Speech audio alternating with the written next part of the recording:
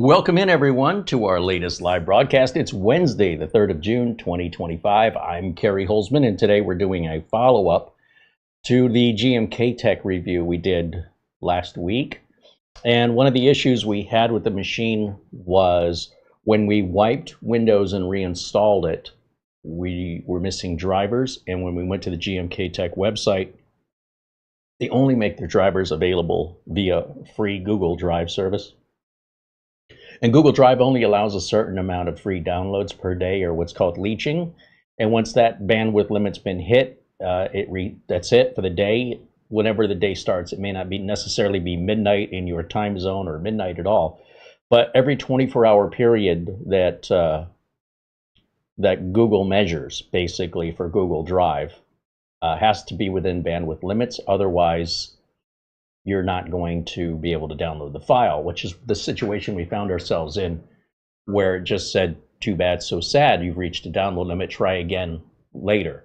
So after the show, well, to finish off this thought, we downloaded the drivers manually, but I thought this could have been a lot easier and a lot faster if we simply would have downloaded the driver file, which, you know, if you're with HP, Dell, Lenovo, they have their own servers. This is all just a way to save money where the corporation doesn't have to pay for the servers and they use Google's free services. It's not really breaking any rules or anything, but it's just not the best for customer service when your customers are told, well, too many customers came before you today, so you'll just have to do without your drivers until tomorrow. Unless, of course, you don't hit it in the right amount of time when the clock resets, and then you're back to having to wait till the next day again, around and around and around. So essentially, that is a serious concern that I have for this brand or any other brand that does that. Usually what their competitors will do is they'll have a link provided on the free Microsoft OneDrive and the free Google Drive. That way, if one has reached its maximum download limit, you can always just go to the other one. So it's a shame they don't do that, because as it affected our live broadcast, it would affect you or any of their customers doing a complete wipe and reinstall. Now, since then, I was able to download the drivers, and I have them now. And I think we wrapped up the show around 4 o'clock in the afternoon. And when I tried to download the drivers at about 10 o'clock at night, the clock had reset and it was no problem. So what I want to do today is I want to wipe the computer all over again and then reinstall Windows using their drivers and see if that goes a lot smoother. And then I would recommend, if you're going to buy this brand or any other brand that puts their drivers on a free download service, you keep the drivers yourself, because you might find that that free download service isn't available when you need it. And then if you email the company, there's a good chance they're 12 hours difference time zone, so you probably won't get a response at the soonest until the next day. So if you're trying to get something done today, I would highly recommend, when you buy one of these machines, whether you need it or not, go ahead and download the drivers when you don't need them, put them away for when you do. And if you never need them, it's better to have them and never need them than the other way around. So welcome in, everybody, and a shout out to our friends over at VIP-URCDKEys. You know, they're running a deal right now on Office 2024 for like $13. I think that's only going to go on for about 2 weeks. Also, Amazon Prime is going to start up again right around the end of this month. And if you hear of any deals, or if I hear of any deals, I'll let you know. We'll talk more about that as it gets closer. Amazon Prime days for Amazon Prime customers only, special discounts. So over at VIP-URCDKEys, you know, I've shown this a number of times, but for anybody new here, I buy my Windows and Office keys for my business that represents me and my legal liabilities to my customers, my real life business clients and customers that are just consumers. This is how I can stay competitive, by basically paying maybe just a little bit more than Dell or HP or Lenovo, but I get support. Essentially, VIP-URCDKEys offers 6 months of free support after the sale. So if you look at any of my live videos, like this one I just put on the screen, and you scroll down a little bit, you'll see where it shows my name and it shows the number of views. And then right there it says more. Click on that. All the links for everything we talk about in the video, if we're reviewing a product or a service, the links for that are in there, as well as the links for these license keys. So this is a little bit, this video that I shot, the screen capture here, is from a couple months ago. If you look at the links today, they should be a little different. You should see the Office 2024 in there at the discounted rate. And again, that's good until the middle of the month, as far as I know, if you want to take advantage of it. But anyway, once you add the product that you want to the cart, you need to sign in. If you don't have an account, it's free to create one. Then it'll let you add the item to your cart. Put in my name, Carey, where it says for promotion code, and you'll get 25% off there, what everybody else pays. And then with that done, you can go ahead and submit the order and then choose how you're going to pay. After that, within about 2 minutes, rain or shine, day or night, weekend, holiday, doesn't matter. Within about 2 minutes, you'll get an email confirmation, followed by, I'm not sure if they do that in 2 emails or 1, with a download link to the product, like Office 2024, if you don't already have it, as well as your product key that you need to activate it. Beyond that, you're all set and done. And then if you ever need to go back and pull that download link or that product key, just sign back into your account, look at your purchase history, and it'll remain there indefinitely.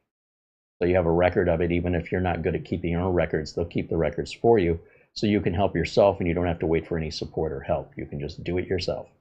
So check that out if you're in need of an office or license key, or you know somebody who is. I don't make a commission on this, so I'm not twisting your arm, but I hate to see you spend more money and then, you know, basically get the same thing for more money, or get something that was supposed to be the right product and it's not, or you have problems with an activation and the company won't help you. When the keys prices are this cheap, who's paying for the support? The only reason Dell, HP, and Lenovo get the license keys cheap from Microsoft is under an agreement that no Dell, HP, or Lenovo customer will go to Microsoft for support, and if they do, Microsoft will direct them to go to the manufacturer. So Microsoft doesn't have to pay for the support, and the fact they're buying in bulk, they're buying thousands of product keys at a time, means Microsoft can discount that product key by $90 off of retail price. $90 on Windows, and likely closer to $200 to $300 discount on Office. That's how much money support costs.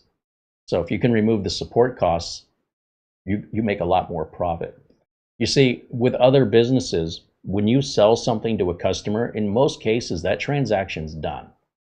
Places like Best Buy will give you 30 days, not 6 months, if you want to return something. And even then, if it's a device like back in the 90s, people would rent camcorders, or not rent them, they'd buy them and then return them after a holiday. And people would buy big screen TVs before the Super Bowl and then return them after the Super Bowl.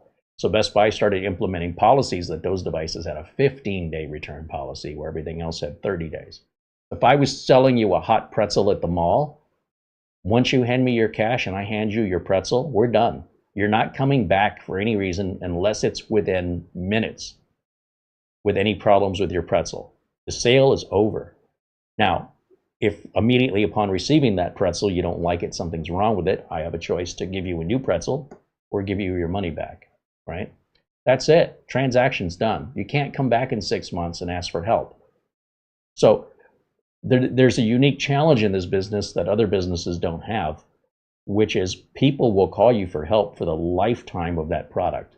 So when I sell a computer to a client, I put those clients on retainers, and I build the computers that they're paying me to maintain.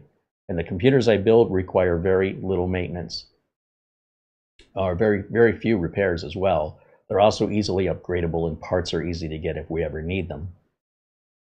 And that makes my job much more profitable, because I'm selling the computer that I'm going to stand behind and warranty and maintain so that they don't have to. It's a really good business model. But, you know, an end user that wants to buy one computer one time every 8 years, but they think they're going to call me for the next 8 years for free tutoring and support, you've got a 1-year warranty on it. And I do my best to help people, I really do. But I'm self-employed. I don't have any employees. And essentially, it's not personal. It's not greed. It's just, it's a matter of time. So You're not going to get any different service from Best Buy or Dell or HP or Lenovo either. They're not going to tutor you over the phone. They might do it once, but even then, the tutoring they give you may be completely wrong, and there's nothing you can do about it. So when it comes to any kind of warranty repair, that's a different story. But when it comes to teaching the end user how to use the computer properly, that's not related to warranty, and it's not related to support. That's related to tutoring. If you bought a piano and you don't know how to play the piano, there's nothing wrong with the piano. Mara's looking at me. There is. Not if you don't know how to play it. How would you know the difference? I'm just kidding. Debbie, now. Oh yes, we've got some emails to look at before we get started today.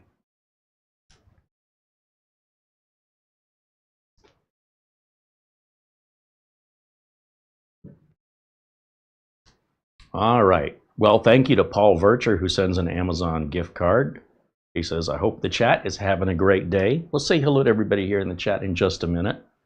Our friend Buster says he didn't get much sleep last night, so he's not going to join us today, but he submitted an Amazon gift card in his absence and said he'll catch up on the show tomorrow.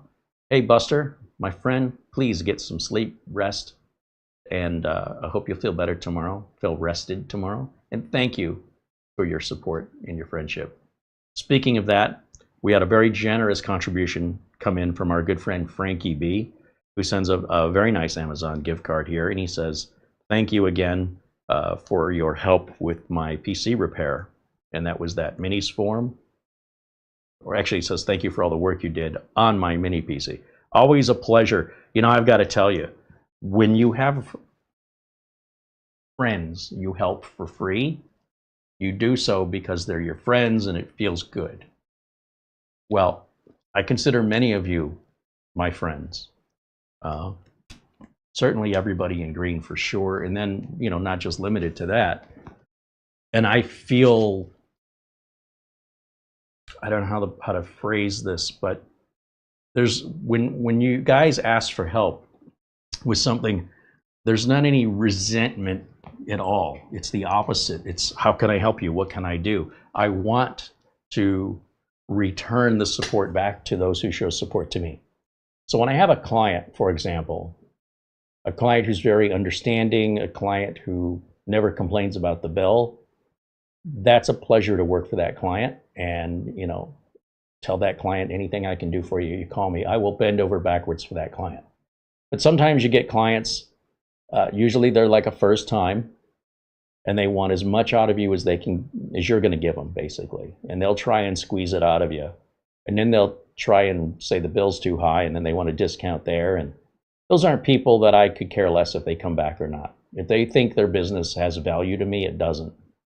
They're like, well, I'll take my business somewhere else. Please, for the love of, you know, all that's holy, take your business. Tell you what, I'll even give you some referrals. And what I'll do is I'll pick the businesses that not that there are any currently, but if I had a rivalry with a company, I would recommend go ahead and take your business to them. They're much better. You'll be happier with them.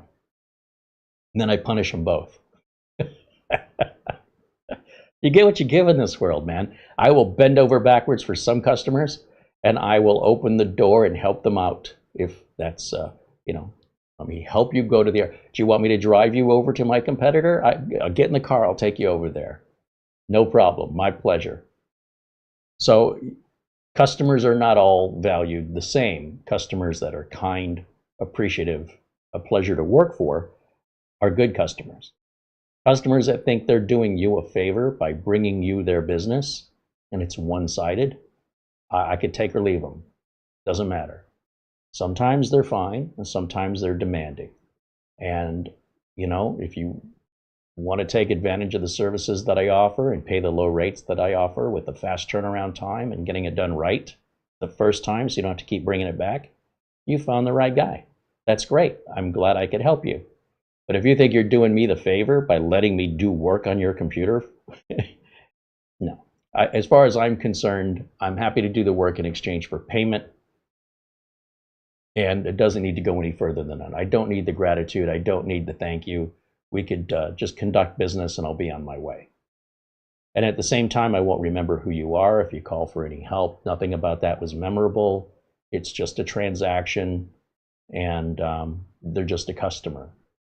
And then you got bad customers. You've got customers down the middle, good customers to one side, bad customers to the opposite side. So the bad customers are the ones that, they claim they don't have any money. They don't understand what they're doing. They create a lot of their own problems. They always point blame to somebody else. They're constantly dependent on you on a regular basis and don't think they have to pay for it. They think it's built into the support or the guarantee of the work I did indefinitely. And as long as I keep what I've learned, if I keep helping them, they keep coming back for more free help. And at some point running a business, and you realize this person is extracting hundreds of dollars of my time because of one service call that I maybe made after expenses $50 on to try and save them money. And then the gratitude I got for that was just, now help me with this. Now you did such a good job with that. Now you can help me. That's fine. Let me just start the billing. I have to bill you for this. And you don't have to be rude about it. I just say, I've answered a few of your questions. I've been more than generous with my time. And if you'd like to continue more support beyond this period, my normal billing rates will apply. And then they just don't call anymore. So that's fine. I'm okay with it. And if they do want to call and my billing rates apply, I'm okay with that too. So you've got to watch out for yourself in this world, because if you allow people to take advantage of you, there are people in this world that absolutely will. And the sooner you identify them and acknowledge that with them, like the way example I just gave you. If you've got to have that discussion, well, better to have it sooner rather than later, because it's costing you money every single time.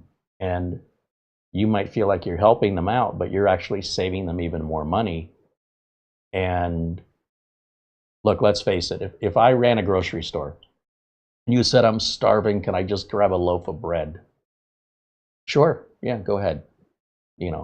Let's say this person has shopped there for a while. I recognize them. Go ahead, have a loaf of bread. They come back a couple days later. Can I have another loaf of bread? Yeah, sure, go ahead. They've been a good customer. I'll take care of them. On the other hand, if that customer says, your prices are too high, if all they're doing is complaining, but I give you my business, so therefore you owe me a free loaf of bread. No, I don't. You can just leave. It's all about attitude and gratitude, and you'll get what you give. And if you help them out once, there's a good chance they'll come back again and again and again. And the point is, the good customer, for me anyway, I'll allow them to do that for a much longer period of time. In my head, I'll think, well, I made this much money, and when things get better, they'll come back and I'll earn the money back. To a certain point, there's got to be a cutoff if it goes on too long. But that point is only about that big when it comes to those other customers that just come and go and take what they, complain a lot, don't have any gratitude, and if anything, give you a hard time and think you owe them now because they did you the favor of shopping at your store. Remember that. Those people, maybe I'll feel sympathy for them once, but when they come back again and again asking for the same free stuff, I got a business to run. I'm not a charity. Go to the food bank. You know what I mean? Go to the shelter. Go to the church. There's all kinds of places that help people in need. This is not one of those places. It's not personal in the sense that it's just business and I've got to pay the bills and somebody's paying for that bread. That's going to be me. So how much I'm willing to invest back in the customer depends on what the customer, how much money I made from that customer, not how much money the customer spent. If I sold a $1,000 computer for $800 and I lost $200 on the cost of materials and did the labor for free, and that customer says, hey, I paid you a lot of money. No, you didn't. You didn't even pay for the parts. I did you a favor and sold it under cost. And I'll help you, right? But if you need extensive help, then we're going to have to start the clock again. And if you don't stand up for yourself, they will walk all over you until you do. And it's immediate, it's important you identify the individuals who do that. And then the individuals who take care of you, who look out for you, the ones that show gratitude and say, gosh, how are you paying your bills if you sell this so cheaply? Those are the good customers, the ones who think about you and make sure that they're not causing you any harm or pressuring you into a social awkward situation Customers shouldn't want to do that to you if they're good customers, and you shouldn't have to stand up for yourself. But in this world, if you don't, it's really hard to separate the two until you start recognizing the value of each individual customer. And some customers are worth more to you and your business and your success, and some customers are detrimental to you and the likelihood of your success. They'll try and steal it from you, but they'll do it in a way where you're offering it for free. So at the end of the day, you're doing it to yourself. And when you recognize that and put your foot down and say, you know, I've already done this for you for free. Okay. Anything more than that, you've got to pay for it, just like everybody else. And that's unfortunate that we live in a society that we have to do that. Like, you know, it should be pretty common sense, right? I'm taking care of you, you take care of me, everybody's happy. But people that think, well, I took care of you, so you owe me now. No, not if it's a transaction. If you give me something and you feel like I owe you something, then it wasn't a gift, it was an obligation. And if we agreed upon that, that's great. But if you just made that up in your head, I probably would have never taken your gift. So anyway, that's the fun part of running the business. That again, if I ran a hot pretzel store at the mall, I wouldn't deal with the fluctuation of ingredient prices the way RAM and storage are now. I wouldn't deal with the, you know, long-term warranty. I wouldn't deal with training. I wouldn't deal with after-sales service other than immediately after the sale. Within an hour, that transaction is completed, and there's no way you can go backwards and undo it. People still will try, though. They'll still try. They'll want their $3 back, and sometimes it's just better to give them their $3 back than to deal with them, because how much is your time worth? You know, give them back their $3 and tell them to get lost and don't ever serve them again. Let's say hello to everybody joining us in the chat. In fact, first of all, before I say hello to everybody, let's start this process because it's going to take a few minutes. So stand by and I'll say hello to everybody in a minute, but let me jump over here. Did I turn this on? No. Let's turn it on. I think I've got it all hooked up. And I ran the benchmarks after the show, and I'll show you the benchmark results here. So let's go over to, let's see, HDMI 3 here, and we should get a signal in just a moment. I hope. Let me put camera 1 back and put it in a corner while we're waiting for the power on self-test. Holy cow. Apparently it was loading the whole time and it just didn't give us the screen. So we're already at the desktop over here, just in the amount of time it took me to turn the camera, put camera 1 in the corner. So I mean, it's decent. I will say personally that this is my least favorite GMKtec we reviewed lately. I can't recommend this one. However, it's not a bad computer. I just feel like because it's so tiny, the fan runs quite a bit. And for the price, I feel like, you know, it's a pretty old processor. You know, you're looking at a 4 or 5 year old CPU in here. So I can't recommend this one. It's not terrible, but I just think you can do better for the money. But that's why we review these. See, GMKtec, I've liked every one of them, I think. This is the only one so far that I can't recommend. It's just too old, and I don't think they should be selling it. It's just too old. And then on top of that, when you add the frustration of getting the drivers, oof, you know, that might be worth it if you saved a lot of money, but I don't see much savings here. So taking a look at our benchmark results. Oh, I didn't grab a keyboard and a mouse. I knew I was forgetting something. Let me grab that. And then I'll show you what everything looks like here.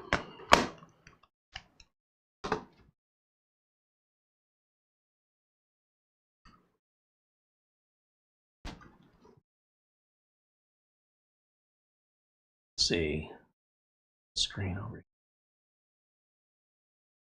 here. All right, so first of all, Crystal Disk Info, if you recall, we pulled this up before, but this says that the installed manufacturer solid state drive that comes with the mini PC is an AirDisk 512 gig. It is Gen 3x4. Okay. I don't know why it's been powered on 183 times. That's suspicious, but you know, if it's brand new, it shouldn't be powered on more than a dozen times at most. So that's really, really suspicious. I mean, I might have powered it on a dozen times that I've had it, but where did the other 120 power-ons come from?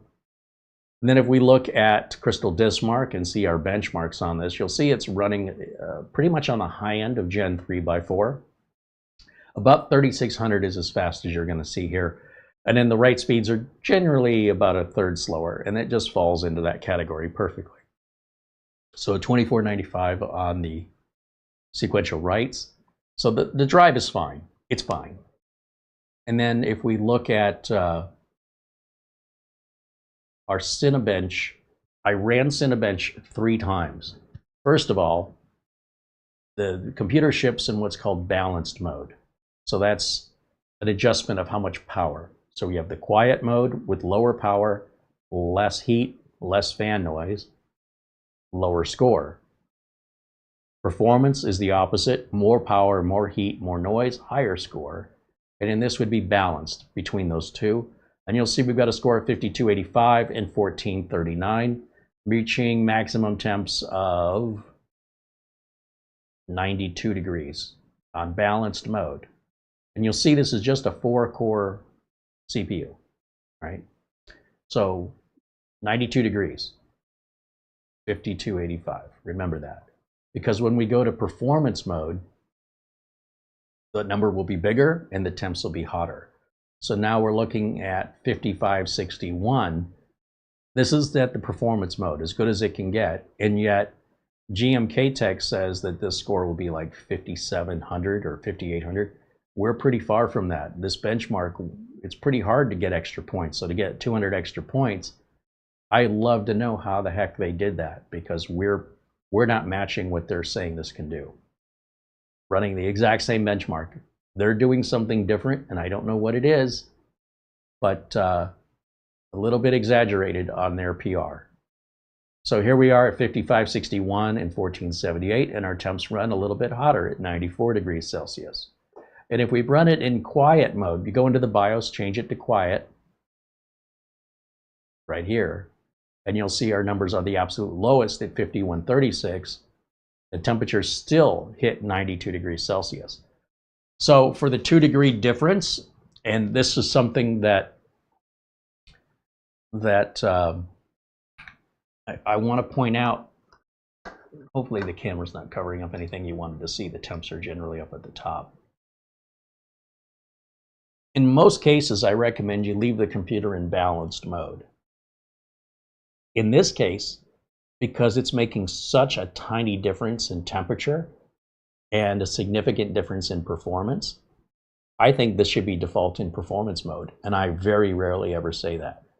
But this goes to show you, I don't just have a blanket statement. I have to look and evaluate the equipment and how it runs, and in most cases, balanced mode makes the most sense. On this instance, this is an exception,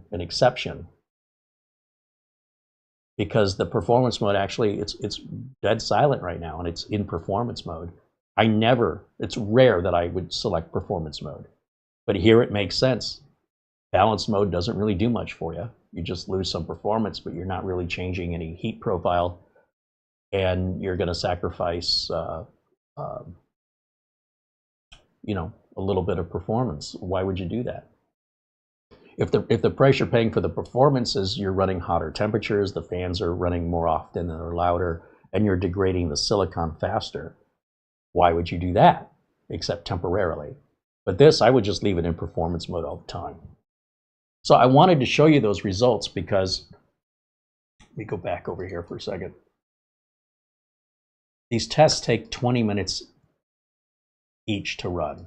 So these 3 tests that I've just shown you is an hour of testing that was done outside of the show, right? After hours when we're not live. And the numbers, they're okay, but I just feel like for what you can get for the money, it's just too old.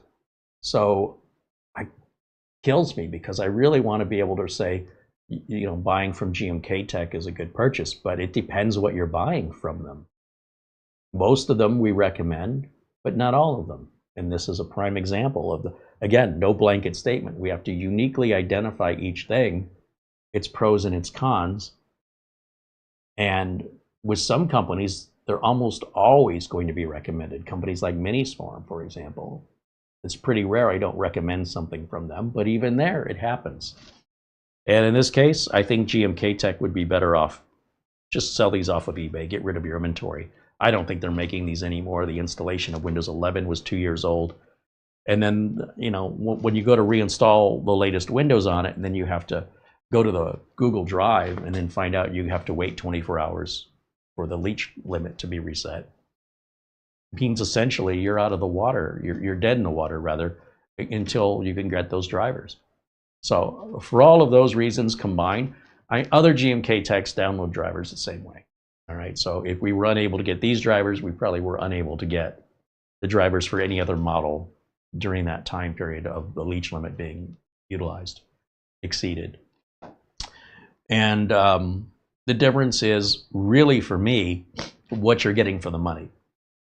And when you start stacking all this up, I think the money could be spent even on a different GMKtec model rather than this one. It's not a bad computer by any stretch of the imagination.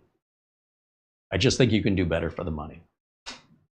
But with that, let's do this. I'm going to take my Windows 11. We're going to plug that in right here. And we're going to go to Settings, Windows Update, Advanced Options, and then we'll go to Recovery, Advanced Startup, Restart Now.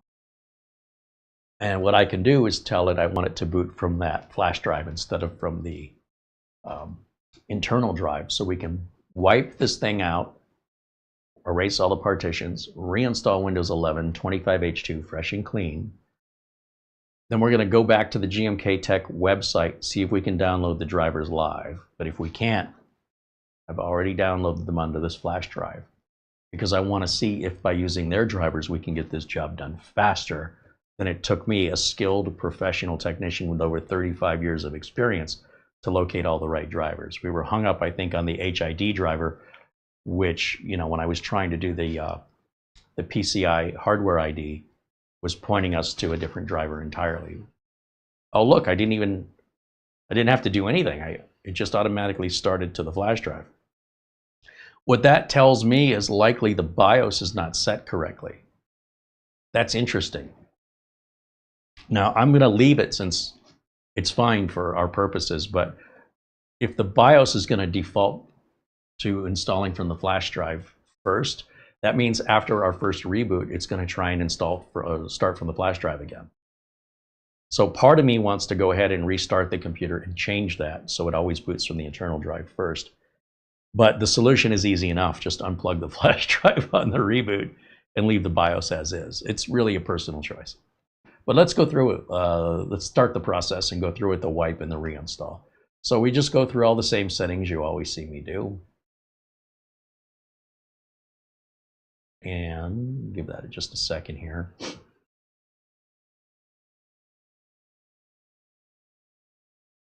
Sometimes if you go into your BIOS without a flash drive plugged in, you won't notice that it's starting from the flash drive first. So if you plug the flash drive in, then go into the BIOS, then you'll see the flash drive in your boot order. Without the flash drive in, you may not see it. So you could be under the impression you're starting from the C drive first or your internal drive first, when in fact you're not. So if you plug the flash drive in, then reboot the computer, go into the BIOS, see where the flash drive is in the boot order, that's when you correct it. All right, so here we're going to accept our license agreement.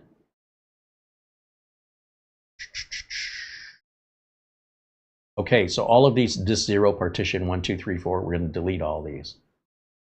4, 3, 2, and 1. Deleted. So now we just have one disk 0, all unallocated. Disk 1 is the flash drive we're installing from. Leave that alone. Hit next.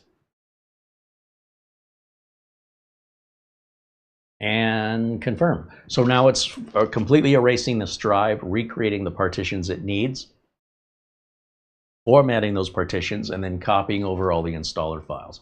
After that, it'll reboot, and when it reboots, if I don't unplug the flash drive, oh, I also want to unplug the network. I almost forgot. We'll keep that network cable unplugged because we don't want it downloading updates during the install. It might take a while. Actually, in our case, it shouldn't. That's an updated installer, but nonetheless, it's a good practice, and you should always do it. Make it a habit. Just do it the same way every time, rather than thinking, oh, maybe I don't need to do it this time. Always do it this way, and you'll never have to worry about whether or not you should. Whether or not it was absolutely required is irrelevant. If you always remove it, it's never required. All right, let me say hello to everybody.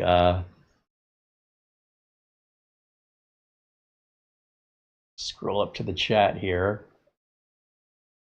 Paul Vircher says hello. Hey, Paul, thank you for the Amazon gift card. Jonathan Fells says hello, as does Michael Lavelle and Sean Skinner. Of course, our channel administrator, Mara, hanging out with everybody today. And Mark Gaines says hello. Gary Tatum says hello. And John Kay says hello. Our friend Luke Greeny, along with David Graham, say hello in our chat room. 3D Everything and Jim Kenny. Isaiah says hello. Eddie Casanova joining us here, along with Andy W6AD. He says, happy mini palooza, Mara and Carey. Back at you, my friend. He's got an exciting day today. Let's see.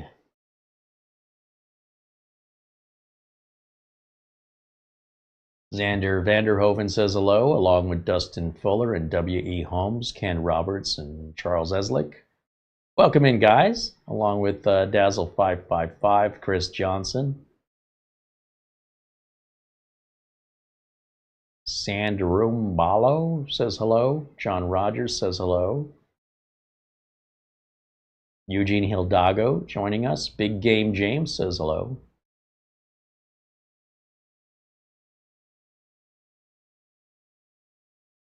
Frankie B says hello. Thank you again, Frankie. What an extremely generous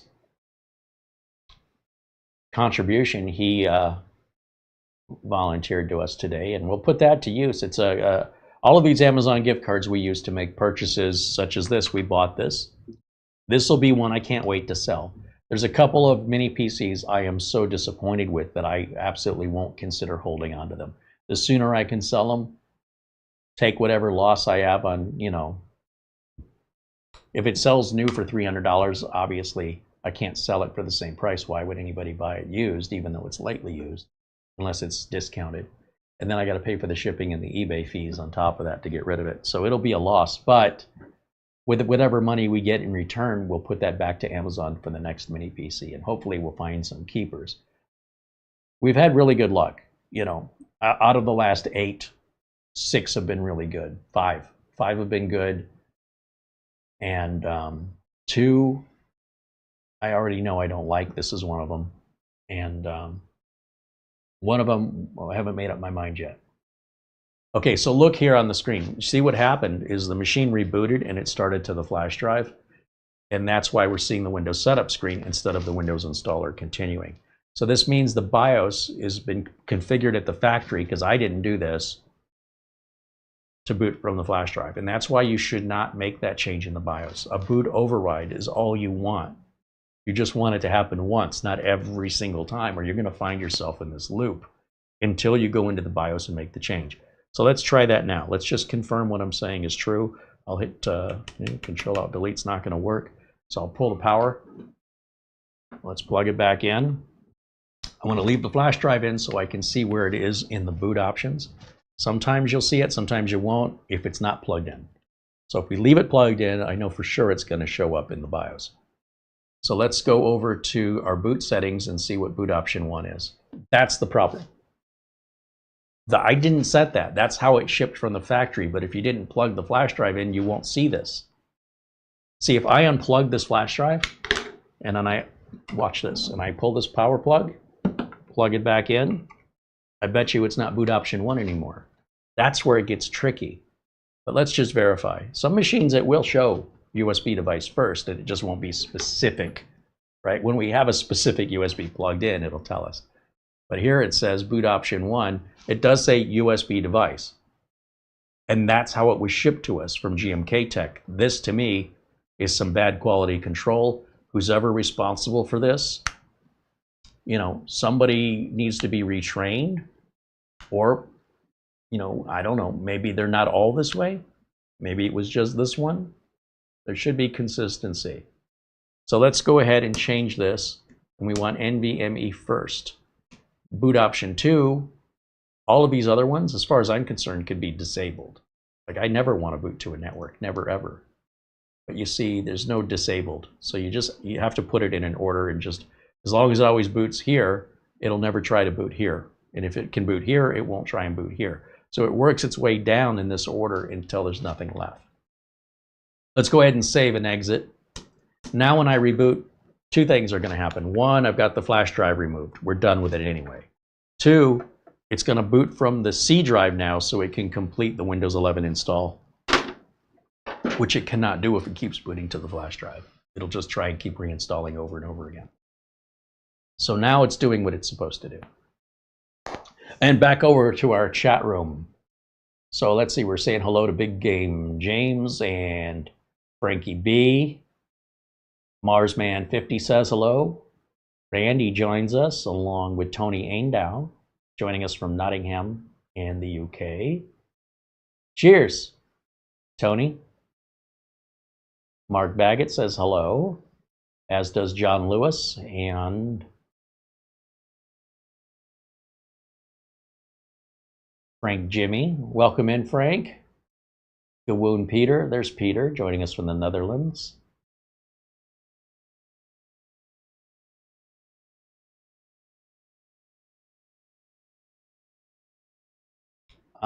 Did I skip anybody? I hope I didn't. If you're watching this live, please pop into the chat room and say hello. You're missing out if you don't. We'd love to have you as a guest. Assuming you're polite, come on in, say hello. Picard says, greetings from Michigan. Ah, man, I wish I was in Michigan today. Our temperatures are over 100 degrees already, so that means it started and it'll continue to October. Oh boy, I'll tell you what. It's brutal out there with those temperatures like that, and it's going to get a little bit hotter. 110 will soon be around the corner, and it gets, it's pretty, what's the word I like to use? Oppressive. The heat is so, you know, there's no cloud cover, there's very little trees. If you can find some shade, it makes a big difference, but having the full sun in the sky just bearing down on you without anything, it is really, really, really hot. And unlike Las Vegas, Phoenix is not a very windy city, so Vegas is. The joke is that Phoenix is like an oven, and Vegas is like a hairdryer. And I have to say, I prefer the hairdryer, because at least having a little hot wind is still better than no wind at all. So I just try and stay indoors for the next couple months, and if I have to go out, I wait till after sundown, which doesn't happen until around, I think sunset is around 7:30 right now in the evening. And of course in Michigan, geez, in the summers, I remember it getting to be like 9 o'clock at night and the sun was still up. Am I remembering that right? All right, so here the Windows 11 install is finished, so we go through our out-of-box experience.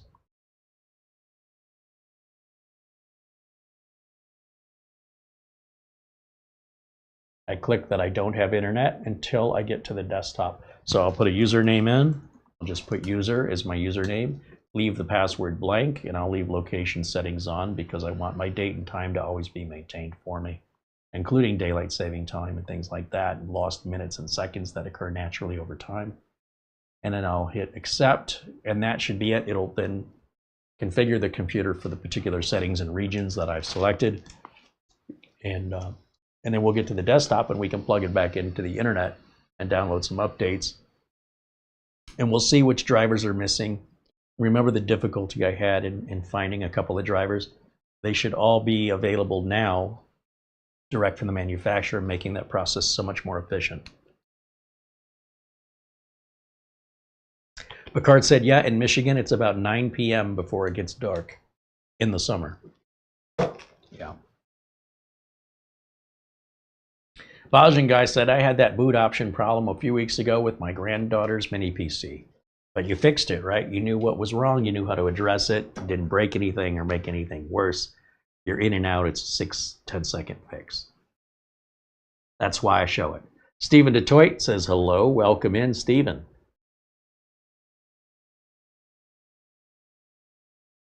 Dazzle555 said 77 degrees Fahrenheit here in the UK. He's indoors, though. Wait, 77 indoors or 77 outdoors? You can make any indoors 77.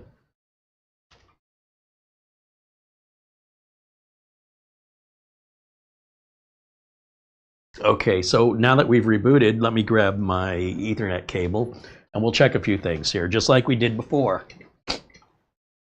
And this should be a lot smoother than it was before. Should be. Let's test it and see. So first things first, let's get rid of camera 1 for a second. Let's get rid of me. There we go. And let's take a look at our device manager. So first I'll right click on the start menu.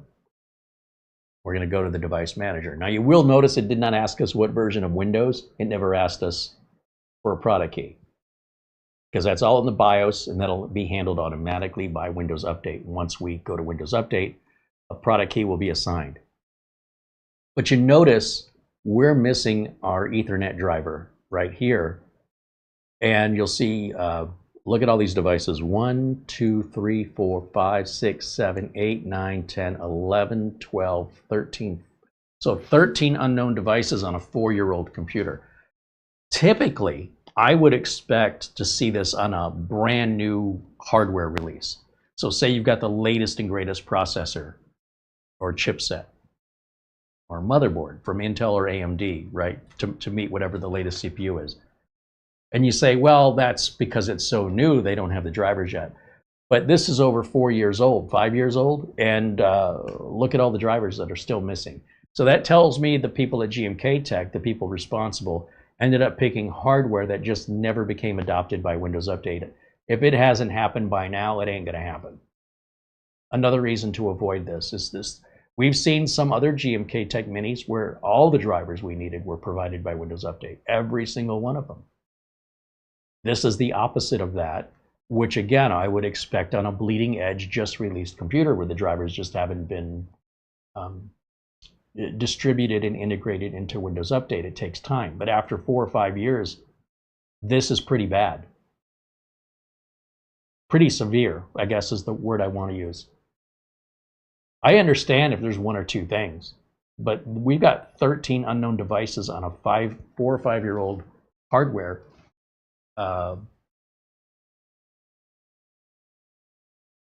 So how do you get your Ethernet drivers if you don't have Ethernet to get online? Well, you know I use those Ethernet USB adapters, right? The other thing you could do is you could go online with another computer, visit GMKtec's website. So let's try that. Well, I can't go to their website. You'd have to go to their website on another computer, download the drivers, and if the drivers say, sorry, the leech limit's been, hit today, it's already, reached its maximum allowable leech limit, come back tomorrow, you can't finish your job. That's kind of messed up, isn't it? So what I'm going to do is I'm going to take the flash drive that I've got here and I'm going to plug it in, just like so. And this is an old flash drive from Corsair, an old Corsair Voyager. And these flash drives, they just run forever, don't they? And let's grab the drivers folder that I downloaded and extracted, and let's just move it to our downloads folder. Because if I was able to download it, that's where I would put it. That's where it would go. So we'll just pretend we did that. And this is the advantage of going and downloading your drivers before you need them. This is exactly why you do it. And whether you put it on a flash drive or you put it on some external media, you definitely don't want to keep this on your main drive, because that's the drive you're going to need to put them on, right? Or if anything happens to it and you have to replace the main drive, well, you've just lost everything on it, potentially. So it's a great idea to protect yourself by simply having a copy and then hoping you never need that copy. We call copies backups. Now here, when we look in the drivers folder, we can see there's this option where it says auto install drivers. And if I sort this by name, you'll see 1, 2, 3, 4, 5, 6, 7, 8, 9. and they want you to install them in this order. I do like that we have auto install drivers. Let's right click and run as administrator. And let's see it go through all of this. And you'll notice we have no graphical user interface. There is no setup and next and a license agreement. This is how technicians and corporations will often install software and items. This is more of the technical side, whereas when you hit next and agree to, that's the consumer side. And I appreciate that they have this installer that will run through all 10 of those updates, so we don't have to click on each one individually, look for a setup. Sometimes there's a setup, sometimes there isn't, and you install one way and install something else another way. That just sucks. The lack of consistency. I'm all about consistency. Do it one way all the time. Whether it's AMD or Intel, doesn't matter. These are just general good practices and good habits for end users to find themselves in if you want to maintain your own computer. If you have somebody else doing that for you, that's their problem. It's not yours. But I'm assuming you're here to be more self-reliant and have more control over your computer. And these are some of the tools that you may need. It's like having a spare key. You lock yourself out of the house, how are you going to get in? A spare key is $2 or $3. A locksmith is $150 or more. So it's pretty inexpensive to pay for a flash drive if you don't already have one. Download the drivers for free and put that in a drawer somewhere. Hope you never need it. Because when you need it, it's too late if you don't already have it, in this case. And even if you do have a second computer you can download the files onto, you better hope the leech limit wasn't met, or you'll have to wait till the next day. Who wants that? You probably had plans. Well, you're going to have to change your plans, and you don't have much choice unless you know how to figure out all those drivers on your own, and you have the USB to Ethernet tool that I have, the network interface card. That's just a USB cable. You said, oh, I'm not going to buy one of those. I would never use it. You're just stuck. There's nothing you're going to be able to do but wait. So if you take these steps now before you need them, you'll never find yourself in that position, ever, never, ever. Otherwise, you can roll the dice, and maybe you will, maybe you won't find yourself in that position. So we're watching this live, unrehearsed and unscripted, as it goes through these installs. And hopefully when it's done, we have no more problems in the device manager. I'll still want to download the Intel chipset driver from Intel just to make sure I'm getting the latest one. Given that the software on this machine was over 2 years old, I imagine these drivers are over 2 years old. And for the most part, I don't much care if the sound driver or even the network card drivers are 2 years old. Honestly, I don't care. The things that make the most difference in your performance are going to be your graphics card driver and your chipset driver. Now, there are occasions where a driver on a network interface card can make a difference. That does happen, but most times people don't notice one way or the other. But when it comes to chipset and GPU drivers, boy, that can make a night and day difference on a computer, just going from an old driver to a new one. So we stick with the manufacturer's drivers first. We don't want to put new drivers on first, because if we did that, this would overwrite the new drivers with old ones, potentially. So here we put the manufacturer's drivers on, then we'll go to Intel for the chipset driver or AMD for the chipset driver after. And it'll put the latest driver on over the older one. If they're the same version, overwriting it won't hurt anything. But in order for us to do any of that, we need to get online. And if you notice in the bottom right corner, we still have this globe, even though I'm plugged into the network. That tells me the network card driver so far has not yet been installed. And this is taking quite a while, but I'll bet you it's about 75 times faster than me doing it by hand, trying to figure out what everything was. It's not a matter of just having the driver, it's knowing which one you need to begin with. That's where things get tricky. Some things are easier than others. There it goes. Now we got the network card driver. You notice that little globe now changed to a little monitor. So we're online right now. And while we're online, Windows Update will automatically start running in the background without your knowledge or permission. It just does it whether you like it or not. And what it's doing right now in the background is it's running any driver updates, assigning the product activation code and activating Windows all behind the scenes, and it doesn't even tell you it did it, just so you know. So here it says all the drivers are installed successfully. That's bad English. Press any key to continue. I guess I have to click on the window first, then press any key. There we go. We'll close this window out and let's see if the device manager looks happy. Perfect. Wasn't that a lot easier? Perfect.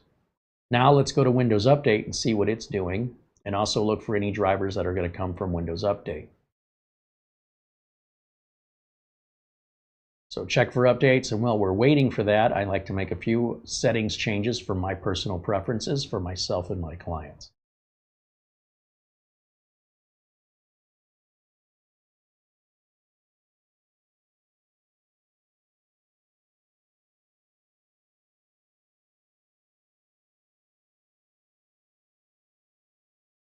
I also want to check the power settings because I don't want this machine to go to sleep on us while we're live. So here's a bunch of downloads it needs, including some drivers, this Intel software component. These are updated drivers.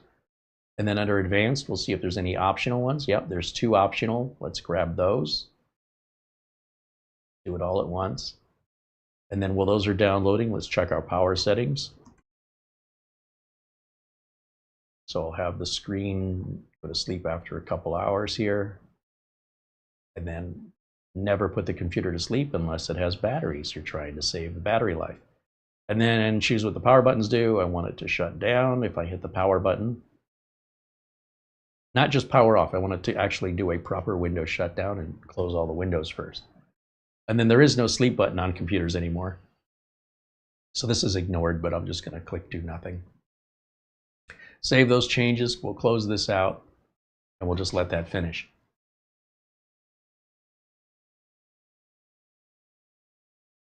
As I mentioned, these are, my installer has been updated. So these are just updates that have come out since the 2nd Tuesday of May. And then on the 2nd Tuesday of this month, within 2 or 3 days, Microsoft will release a new version of the media creation tool.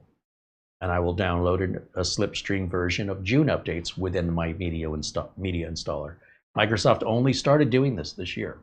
So I'm grateful for that because that means less time spent downloading these updates. If you do as many installs as I do, it's a huge time saver. So I guess I can pull my flash drive out of here. We're done with it now. We copied off the data we needed. And again, I would put this away somewhere, label it, or if you have a backup drive, just make a folder called drivers for the GMKtec M2 Pro S so you know what they're for. And then you'll never find yourself in a position where you're stuck or you need specialty tools like a USB to network adapter. Because if you don't have it and you need it, you can order one from Amazon for like $10 or $15. And if you're lucky, you'll get it tomorrow. On the other hand, by tomorrow, the leech limit will have reset and you could just probably download the drivers. So it's a little too late at that point. You definitely want these before you need them for all those reasons. I also want to make some changes to my resolution. I noticed that we're at 4K here, so I want to go to display settings and change this to 1080.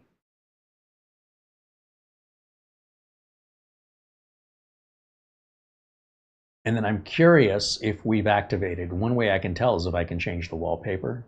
I just go to personalize, because you can't personalize the computer unless it's activated.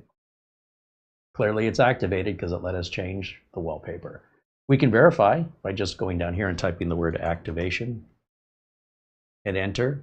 And you can see the product key was reassigned and the product was reactivated all behind the scenes without telling us anything was going on. It's something that just works auto-magically. And if you don't look to see, well, if it's not activated, after a couple days you will get a notice that you're not activated, a watermark. But Windows will run indefinitely. It won't prevent you from running any software. It runs forever without activation. You just can't personalize it. But you can install apps, run all your apps.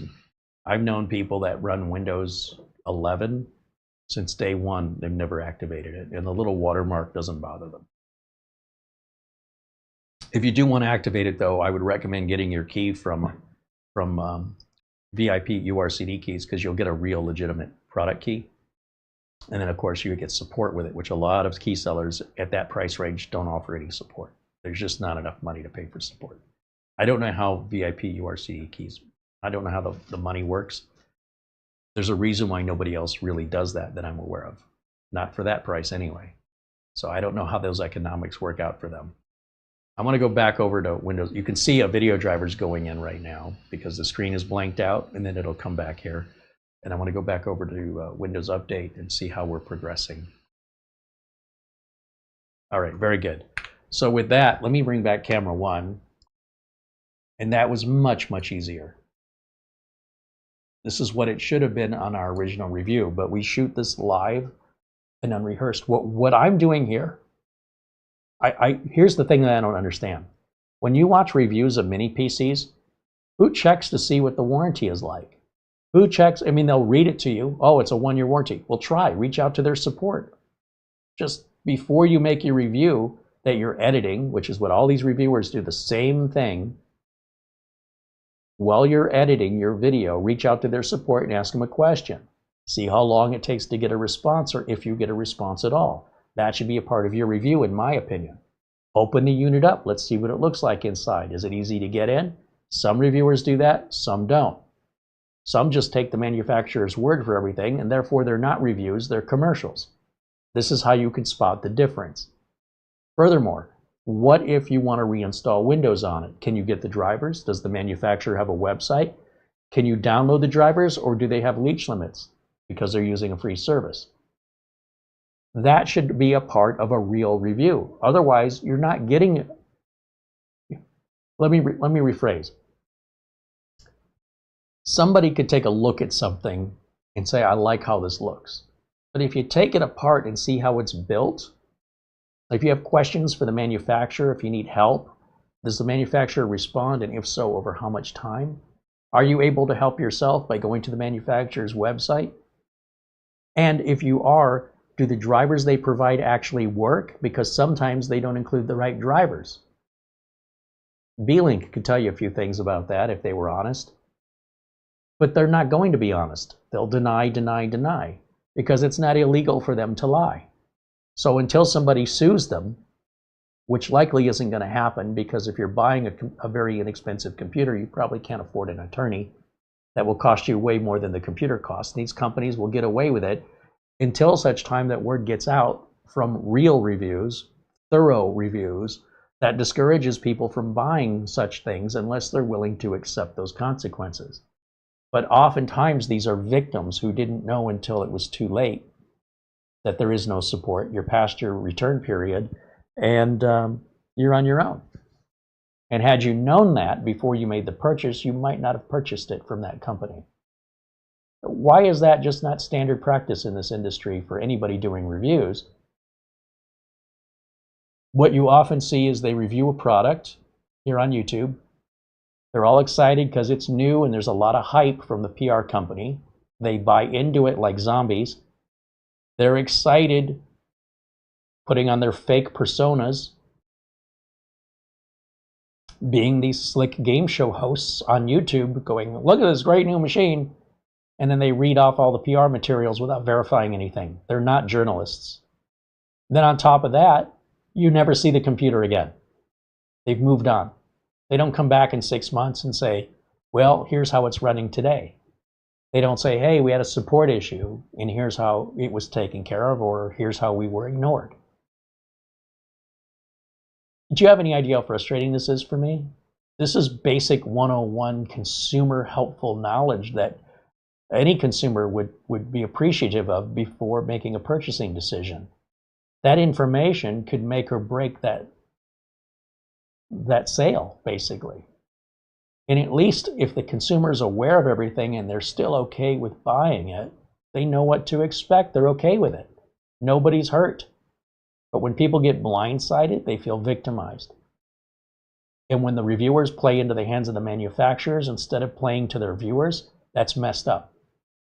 When a In my opinion, when a YouTube content creator is representing the company that sends them the product for free so they can keep getting more free products, and they're not verifying the things the company is telling them to say, like the PR materials, even if the company is not telling them to say it, even if they're just looking at the website or reading it out loud to you, they're now a part of the lie in some cases. And yet they take no accountability, and very few viewers will ever hold them accountable. Say, hey, I bought this because you recommended it, and now they don't, there's no drivers, there's no support, I'm screwed, I'm stuck out of, $300 or $400 or whatever because you recommended it. Well, what are you going to do to make it right? You find me one content creator that says, not my problem, or that doesn't say that says, let me make it right. They won't. 100% of the time, prove me wrong. The content creators will accept no responsibility. Nobody held a gun to your head and forced you to buy it. But you bought it under false pretenses from the manufacturer that were then fed by a trusted content creator. Maybe that content creator doesn't deserve your trust, because it seems to me, from my perspective, they care more about towing the manufacturer's line than looking out for their viewers. So you could have tens of thousands of viewers and one manufacturer. Whose side should you be on if you're the content creator? In my opinion, that's an obvious answer. But to most content creators, their obvious answer is very different. So be aware, just watch for these little warning red flags and content that you see here regarding mini PC reviews. When somebody says, these are the top 5 mini PCs of 2026, they're probably getting paid to make that video. Probably. Furthermore, based on whose values? There's a reason why you don't see that content from me. Because there's all different kinds of scenarios where each computer we review here may be a great purchase for you. So for me to say these are the top 5 according to who? According to whose values? Who's deciding? It's too subjective, right? My top 5 could be very different from your top 5. Neither one of us are wrong, so what's the point of that? Are you really helping anybody? If you don't know them and you can just blindly say, this is a good computer for you, and you haven't, I don't even know your name, let alone what is a good computer for you. That's just clickbait. That's all it is. It's just, I have nothing else to do. If I was a content creator that ran out of ideas, I could always just grab some of the mini PCs I've got and pick my favorites. And that's okay. You can title your video, these are my favorites. But to say these are the best top 5, no, they're not. Absolutely not. These are the best machines for gaming. No, they're not. Those are for the games you play, not necessarily the games or flight simulators I play. That information is completely misleading, but it generates clicks and the content creators get paid. You want to be a part of that? Then every time you watch those videos, you're encouraging that behavior.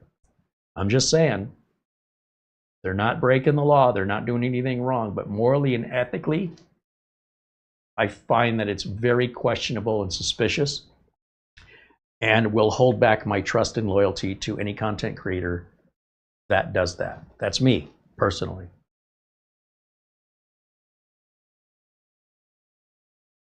I end up telling YouTube not to recommend channels to me, more so than I subscribe. Because if you earn my subscription, you've earned my trust. Until, by the way, it takes years to build trust. Consistent, you go back over my channel, I have been consistent, honest, open, transparent from day one. Starting in 2008, all the way till today, nothing's changed.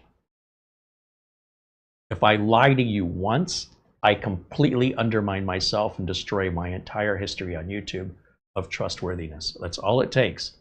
It takes years to build it, and it takes seconds to completely destroy it. And earning it back will be almost impossible. So why content creators do this? I don't know. Why viewers keep coming back for more? I look at their views and I see how misleading the review is, whether it's intentional or not. I hope the viewers shift and start realizing entertainment from consumer advocacy. even if it's a balance, even if on one hand they're standing up and, you know, towing the manufacturer's line, at some point that they take the other side of it and say, oh, from a viewer's perspective, what's it like for support? What's it like if you need warranty? What's it like if you need drivers? That's the part that's missing out of the majority of tech review videos. It's only, this is what's new today. We're so excited. I can't wait, you know, and then you never hear from it again and they're on to the next thing. And if that made you excited enough to put your money forward and you got a product that's a dog, that's your fault. It's solely your fault. There is no legal recourse for you. So just so you know, that's the way the system works. I don't want to play in that game, so I play by my own rules, which is I treat everybody the same way, whether you're a real paying customer to my real business or you're my viewer. I don't play the game two different ways depending on, you know, who I'm playing against. It's always the same, it's always consistent, and it's been that way as long as I've started this YouTube channel. And it was like that before I started the YouTube channel. I'm not changing. Trust is not something that's easily achieved, and I'm not so dismissive of it to throw it all away for a few dollars. I'd rather earn a few dollars over a long period of time than a large amount of money once and then burn all my bridges, my integrity, as a means for me to get ahead in the short term. It will ultimately hurt me in the long term unless I'm constantly changing careers or moving around a lot in some careers. You know, you can do terrible at your job over here and you just pack your bags, move to another city, go get a similar job with someone else and continue to be terrible until they're sick of you. Then you just pack your bags and you move again and you get another job doing the same thing. And some people live their lives that way. I'm not as nomadic. I pretty much set roots in and establish myself in this one place and try to avoid moving unless it's absolutely 100% a scenario uncontrollable. Because if I have a choice, I don't want to move. Wherever I am is where I want to stay. It's a lot of work to move. It's a lot of hassle. And, you know, you get to know your neighbors and your friends and the restaurants and then start over again. I mean, I guess it keeps life interesting, but it's very hard to build up anything of loyalty if you're constantly, you know, moving from place to place. It's hard to establish any friendships that last. At least that's been my experience. So we're just downloading this preview update on this right now. And it's done. I mean, that's so much faster than it was in part one, where we spent probably an hour or longer trying to figure out the drivers. So I'm happy that the drivers are correct. So good for GMKtec for providing the right drivers. And I'm glad that they provide the, you know, install all batch file. That's fantastic. I'd like to see Miniswarm start adopting that. In the meantime, you know, just having the drivers alone and making sure they're the right ones. You know, sometimes companies, for example, we demonstrated B-Link has the wrong drivers, and then they fail to acknowledge or admit it. That adds insult to injury. When someone contradicts you without evidence, it's offensive to me. Hey, it's raining outside. No, it isn't. What do you mean, no, it isn't? What is happening outside? Beautiful day. No, it isn't. It's raining. No, it isn't. See, that's just contradiction. That's not going to win any court cases. You're guilty. No, I'm not. You have to provide evidence if you're going to contradict. Otherwise, you're being a child. I know I am, but what are you? You know, this kind of silly, immature nonsense. And to see grown adults acting like 4-year-olds, I'm seeing it more and more and more, and they're almost proud of it. Look at me, act like a little kid, and I'm in my 40s.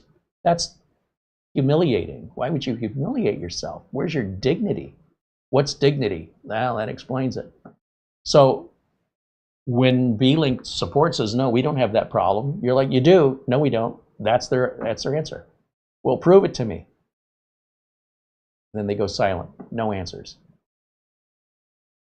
Now, we did not reach out to GMKtec on this, so I don't know what their support's like.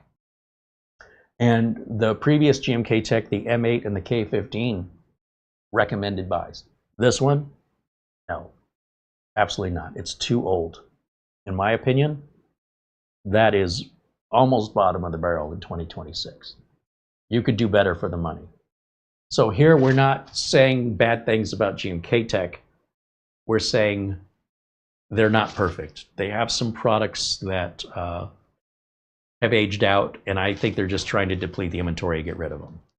And if you're okay with it, it's a fine computer, don't get me wrong. I just think you could spend the same or a little bit more and get something more powerful and more upgradable than this.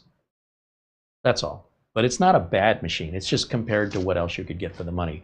It also does, like when I touch it, it feels really warm. That's quite unusual with mini PCs today. The last few units we reviewed don't get warm at all. This is the only one that I remember being warm in our recent testing, running this hot. Which doesn't necessarily hurt anything, but at the same time, why is it running so much warmer on the skin of it when you touch it than all the other ones? Why? And that has me a little concerned, because if all the other ones don't, when you touch them, aren't this warm, what's different about this one that it is? Now, if it was ultra powerful, you say, oh, it comes with the power, but it isn't. It's not all that powerful. It is a really small package. I mean, if what you want is really, really small, this fits that for a very good price. So that's why I say when it comes to my recommendations, it's based on what I think matters to me and my customers. And I've never had a customer say the mini PC is too big. It's not a conversation that's ever occurred. When I send somebody a mini PC, whether that mini PC is like this or like this, it's always about the computer. It's never about the size. It's too big, it's too little. That conversations never happen. But that doesn't mean there aren't people out there that matters to that I just haven't interacted with. So if what you want is a very compact machine at a very low price, it's got decent performance, it's easy to get into, but limited upgradability, that gets the job done. It's not like it's that much smaller than, say, your standard mini. It might be half an inch shorter and, half an inch lengthwise, widthwise, and height-wise. Half inch on each side. That's a big deal. But again, for some people, that could be a big deal. So now that we have the driver loaded on here, let's see if the leech limit's been reached today, if we just happen to pick a bad day, or is it normally hitting leech limits every day? See, these are the kind of follow-ups I want to see when I'm watching a review. I don't care how many frames per second you get in Counter-Strike. Oh good, you showed me 5 examples of games you like. What about the other 200,000 games? How does it play those? You're going to review all 200,000 games and measure all the frame rates? Of course you're not. Nobody's going to sit through that anyway.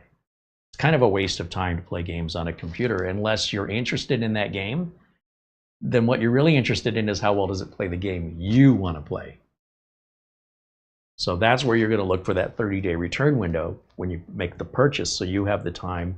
It's very unlikely you're going to find a content creator showing an example of gameplay on a game that is like important to you. It's possible, it's just not likely. There's just too many games. And it's going to play some games better than others. What matters to you is, will it play the game you want to play to your level of acceptance? You're the only one that can decide that. You're going to have to order the machine, and if you put your game on it, you don't like it, return it. So make sure you buy from somewhere like Amazon that has 30-day free returns. And that way you're not stuck with a bad purchasing decision and buyer's remorse. And you don't put it on the content creator. And if you have technical questions, the content creator probably doesn't know the answer to your technical questions. Just email support to the company, see if they respond. Because if they don't respond to you, that's probably a good sign you shouldn't be buying from them, and you just saved yourself a lot of effort. That's another reason not to ask the content creator for technical information. You email the company. Even if the content creator could respond, the content creator is not representing that company. They don't work for that company. So if the content creator gives you wrong information, too bad. You know what I'm saying? Maybe the content creator made a mistake or misunderstood the question. You can't blame them. They didn't do anything wrong. They didn't even have to answer you. But that's a great excuse to email the manufacturer and say, I'm thinking about buying this mini PC you make. Does it support this or that in the BIOS? Ask before you buy it. if you get no response, maybe you don't want to buy it, because that means if you have a problem later and you need warranty, maybe they won't respond to you then either. Meaning the warranty is it's all words, but no follow through. These are all red flags that you can investigate on your own if you have interest in the device and you want to learn more. On the other hand, again, if you buy it from Amazon with free 30-day returns, you can do all the investigation you want and don't ask anybody anything. And if you want to keep it, keep it. If you want to return it, you'll know within a week, let alone 30 days. And if after, before 30 days, if you decide it's not for you, put it back in its box and all the materials it came with, and Amazon will pay for the return shipping, and Amazon will give you a full refund to the penny. And then what you should do is write a review on Amazon, for better or for worse, either way. Share your experience with others so anybody like-minded to your values could save them a headache, or they can buy with confidence, setting their expectations from, no tie to a manufacturer giving you free stuff so that you're not going to hold your tongue. Okay, so with all that, I was going to go to the GMKtec website, see if we can download those drivers today. We're just about done with this download here, so while we're waiting, we'll just multitask. Start without my data. Confirm and continue. Continue without Google data. There we go. So I'm going to type in GMKtec GMKtec M2 Pro S. That's what we're working with today. Drivers. Our driver, it's fine. And the first link does take us to GMKtec. I don't want to go to whatever this is. Digital Joshua. I don't know who that is. No, thank you. So we go to the manufacturer's website only, not third-party driver utilities. You can if you want to. You won't be seeing me do that. And we're going to look for the M series, M2 Pro S. Downloads, driver, that's what I want. This is what I could not get the other day. Will it let us do it today? Let's see. Download anyway. See that? We've hit the leech limit again. So that's messed up. Now, I will tell you, for me, when I downloaded again, when I tried downloading it after 10 o'clock, my time, Arizona, which is currently Pacific time zone right now, it worked fine. So I didn't have to literally wait 24 hours. I had to wait till the end of the day. So I'm glad I downloaded it ahead of time. That's why I'm telling you, if you don't have a copy of your drivers, you should download them before you need them. And I hope you never need them. Let's close that out. All right, so after this downloads, it'll start installing and we can reboot. And then that's pretty much it. I mean, I run the optimizer tool. I install VLC. I'll download the latest Intel chipset driver and put it on there. That's it. And then what I'll probably do is start taking pictures of it and put it online on eBay so I can sell it, because I don't want it. That's way too many device drivers on a machine that old where we're not getting the drivers from Windows Update. I mean, if you go back and watch part 1, we did get some of the drivers from Windows Update. We got about half of them, I want to say. And I can't remember what was left over. But for some reason, like the chipset driver, you don't get from Windows Update, and you don't get it from the Intel Driver Assistant.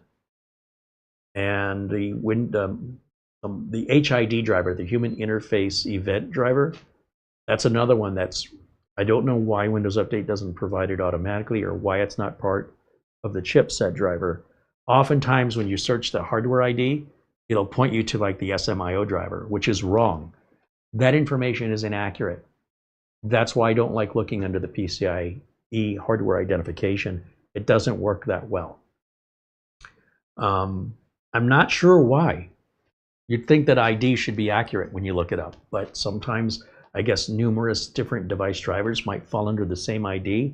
And I do think there are websites that catalog the hardware IDs versus, Google or YouTube search engines.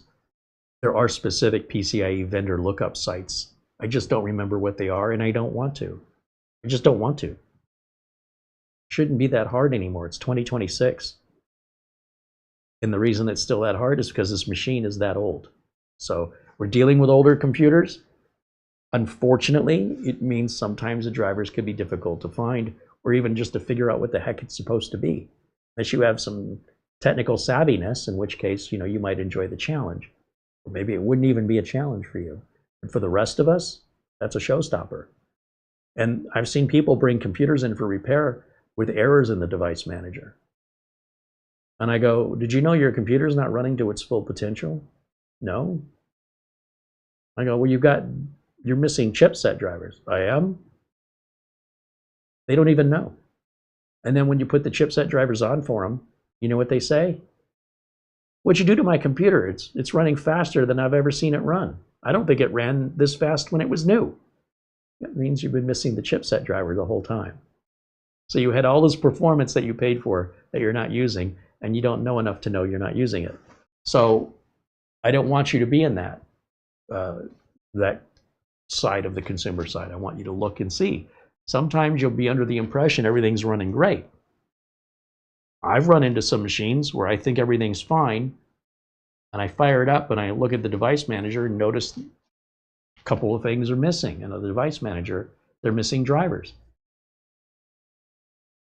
And then you put those missing drivers on, and it's running better than fine. It gets so much better. So that's the part I think is fascinating, is people have no complaints. A lot of times they're like, yeah, it's fine.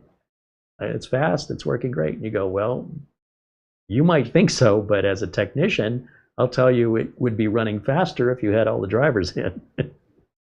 And if you don't look to see because you think everything's fine, then you're just, if I close my eyes, the danger goes away kind of mentality. An ostrich putting its head in the sand kind of a deal. So I'm hoping that we can avoid having you in that scenario by knowing what to look for. And it never hurts, especially with friends and family, check their device managers. Usually, if they're good, it'll stay good until they change something, like they bought something new and they've added it. Then they call you for help. Check that device manager again. I've seen people that have 10 printers installed in their Windows operating system, and I'm looking through their programs, and I go, you have an HP and a Canon and an Epson and a Brother printer? And they're like, oh, no. I had a Brother printer and it died, and that's when I bought the HP, but then I ended up returning the HP and then I bought the Epson. And you're like, okay, so hold on, stop. You don't have the Brother printer anymore? No, I have the Brother, but okay, so which one do you not have? I don't have the HP anymore. Okay, can I remove the HP driver? Yes. All of a sudden you start taking all these drivers out.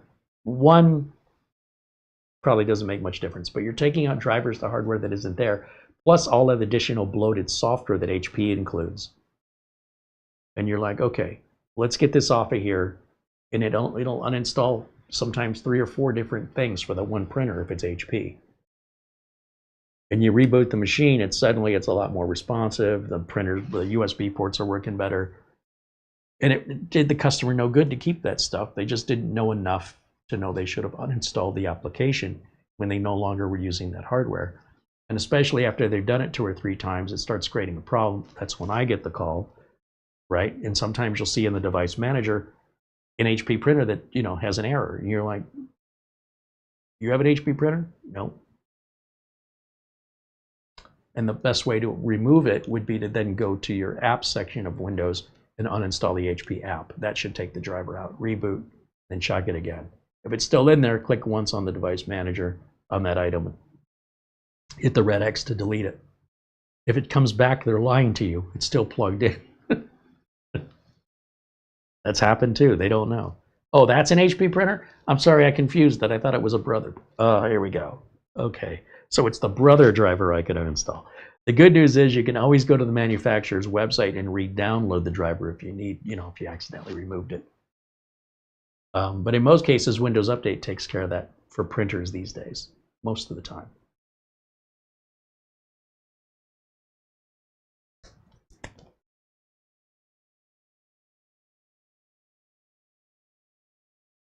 Hey, there's Mitch Morrison popping in saying hello. He says, what do you call a baseball player who chews sunflower seeds? The designated spitter. There you go. Dad joke of the day. So, on the one hand, I'm kind of glad other reviewers don't do thorough reviews or really look out for their viewers, because that means what I'm doing is different and, in my opinion, far more valuable to the viewer. I think what they're doing is far more valuable to the manufacturer.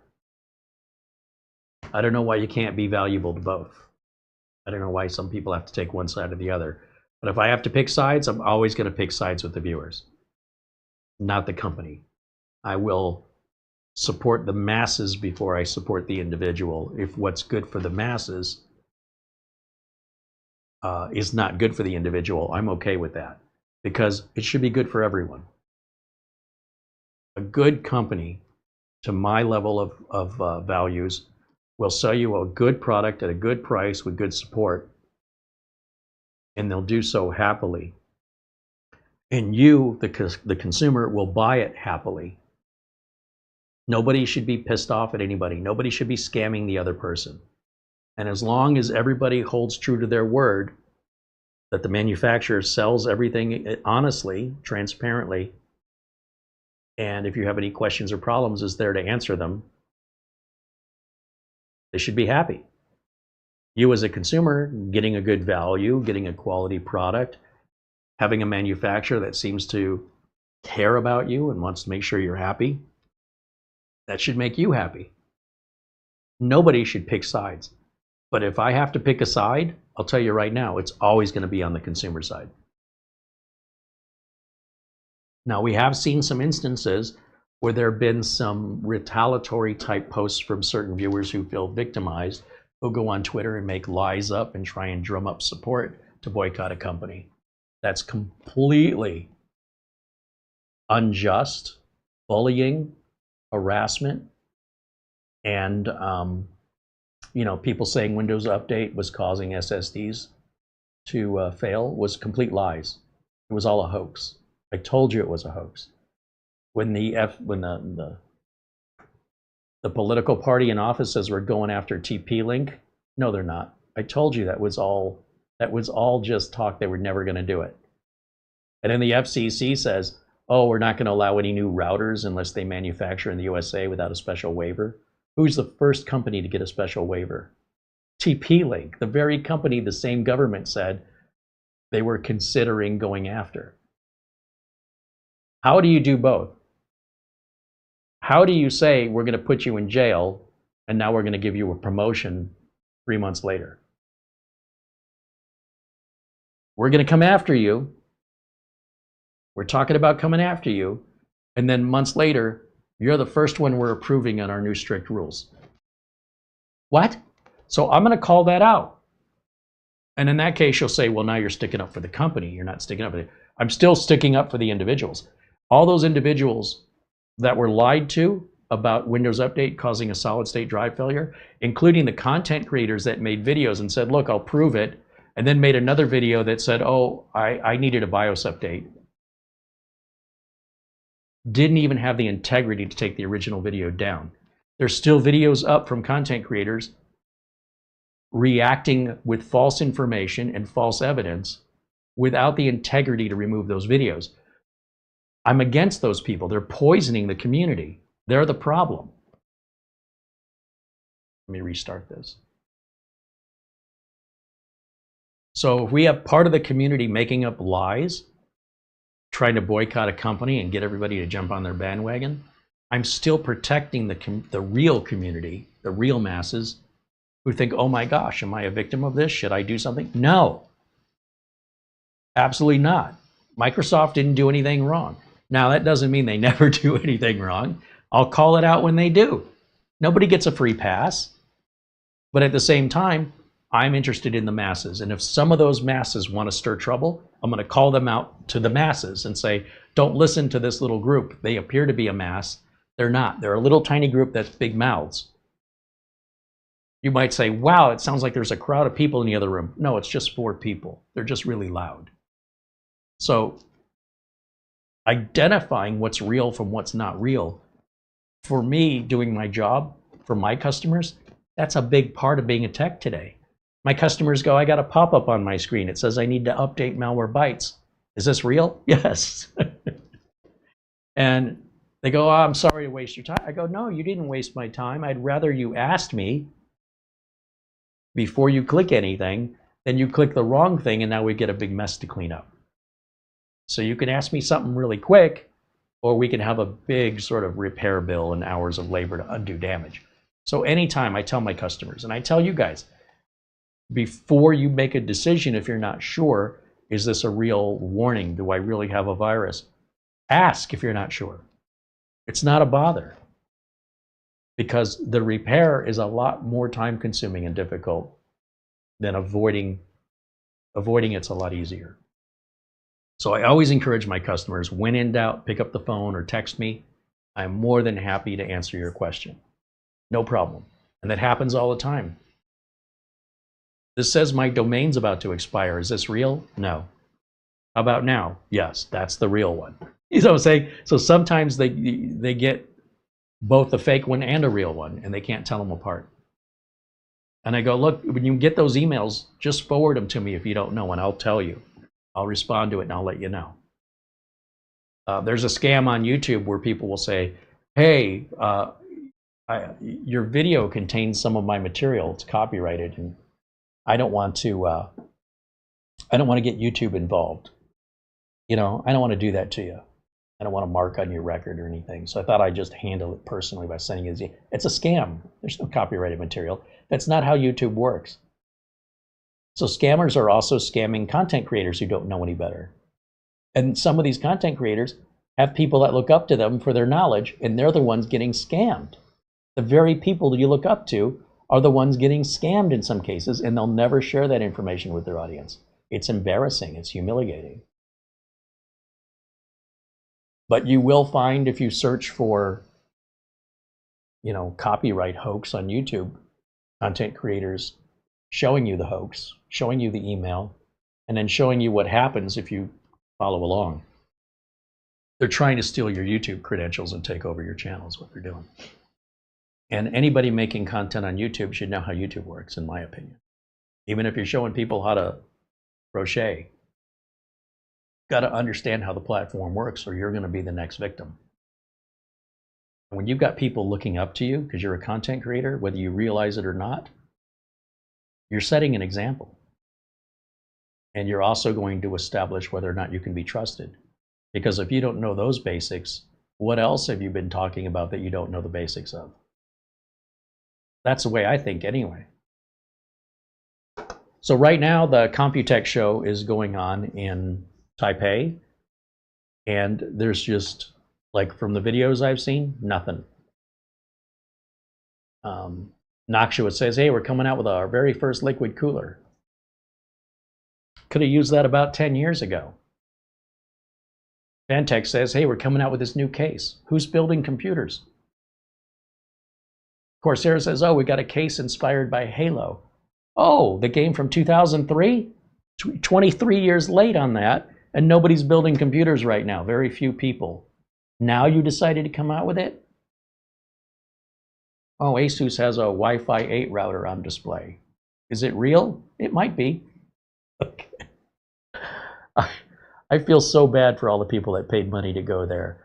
I see people from all these other countries, content creators, all traveling to Taiwan for this event, and I'm so glad I didn't go. It's all just a big goose egg. I'm looking at all of it, and I'm like, none of this is exciting. Look, I'm a big fan of Minis Forum, and they've got a booth there, but they're not showing anything new. It's all the same stuff we've already seen. So what's the point? What a disappointing year this has been, at least as far as innovation and new tech goes. There's just nothing, or it's too little too late. Like Noxua coming out with a liquid cooler. You've got to be kidding me. You really thought this was a good time? Oh yeah, I'm sure they're going to sell out right away. Yeah, well, the idea behind these expositions or these expos is that you get to see all this new exciting stuff. But with the industry and the state that it's in, I think they should have canceled it this year. But I don't know. Have you guys seen any content creators this week talking about anything exciting that you were excited about from Computex? Because if you have, please let me know. I haven't seen it. What I have seen is all too little too late, or same stuff they released earlier in the year. They're just, you know, continuing to show off the same stuff. Oh, talked about the AMD 9070, the GRE. Yeah. Well, but again, with the RAM shortage, what do you expect? Joseph says, Carey, thanks for the great show. In your opinion, would this PC be too old for just basic internet and YouTube?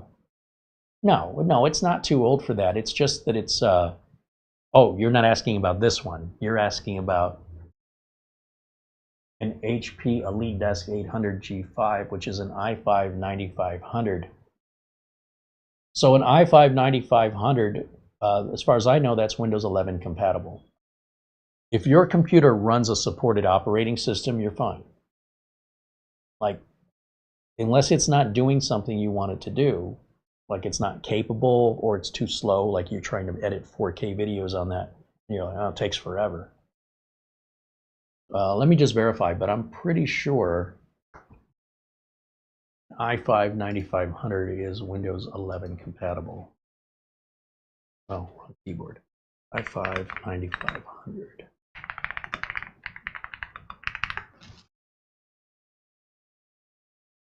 Fully supports Windows 11. Assuming the motherboard has TPM 2.0 and Secure Boot. Secure Boot doesn't have to be enabled, it just has to have the option. Windows 11 requires you have the option. It doesn't require you enable it. TPM you must have. So you're saying you can pick one of these up for $110. Well, here's the thing. 16 gigs of RAM. Let's just talk about 16 gigs of RAM. Let me come over here. Let me go to this machine over here and show you something.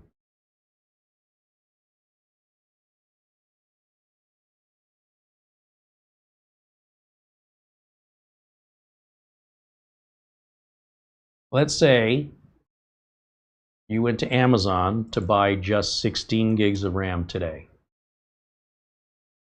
Likely that's DDR4 RAM. So DDR4, and it'll be a laptop memory module. You just want one of those. And let's sort this by the lowest price.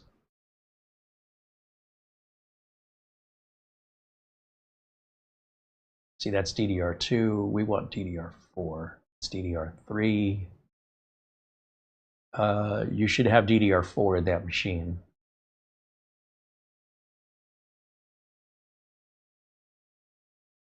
So the cheapest DDR4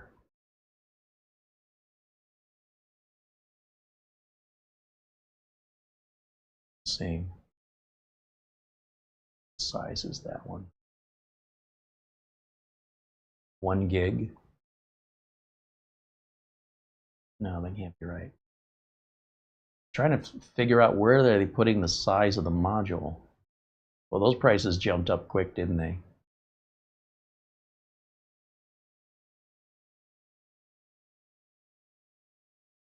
So that's 8 gigs there for $138. This is 4 gigs. I'm finding it right here. $58. That's 16 gigs. They want $295. So if you were to buy that machine for $110 and you took the RAM and the storage out of it, you could sell that for about $150 and still have the computer, the case, the motherboard, the cooler, the Wi-Fi card, the power brick, and then you could sell that. You could break that apart and probably sell it for $250.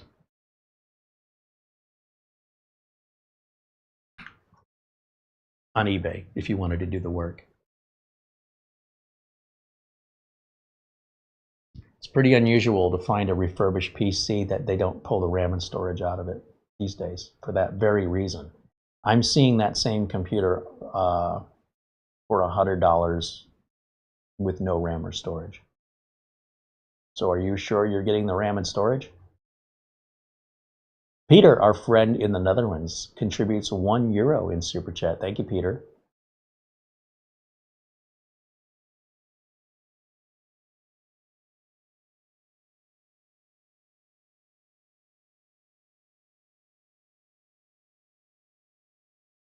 Richard DeFries joins us and says hello. And yeah, as I mentioned with this, we're pretty much done with this. Everything else is just little maintenance tests. Intel chipset driver updater. We'll go back to Windows Update again, just look for more updates. We can run the Intel driver assistant just to see if there's any other updated drivers for the network cards. And install VLC, clean up the unwanted apps. I don't want that default in Windows 11, like Media Center, Media Player, Xbox stuff. I take that stuff out. It doesn't make that big of a difference. And then I run the disk cleanup. I run the optimizer. It's done. Something else I don't like about this computer, personal. It's just me personally. Let me go full screen because I got to show you this on the big screen here. Let's go close up. This piano black surface is nothing but a fingerprint magnet. I can't touch this with it without leaving marks. My hands are clean. They're not greasy or sweaty or anything. Look at that. It's just a fingerprint magnet. It's crazy. So I wish this was matte black. And then, of course, when I rub it down, the first thing I notice is how warm it is. I'm like, wow, that is awfully warm. But we already talked about that.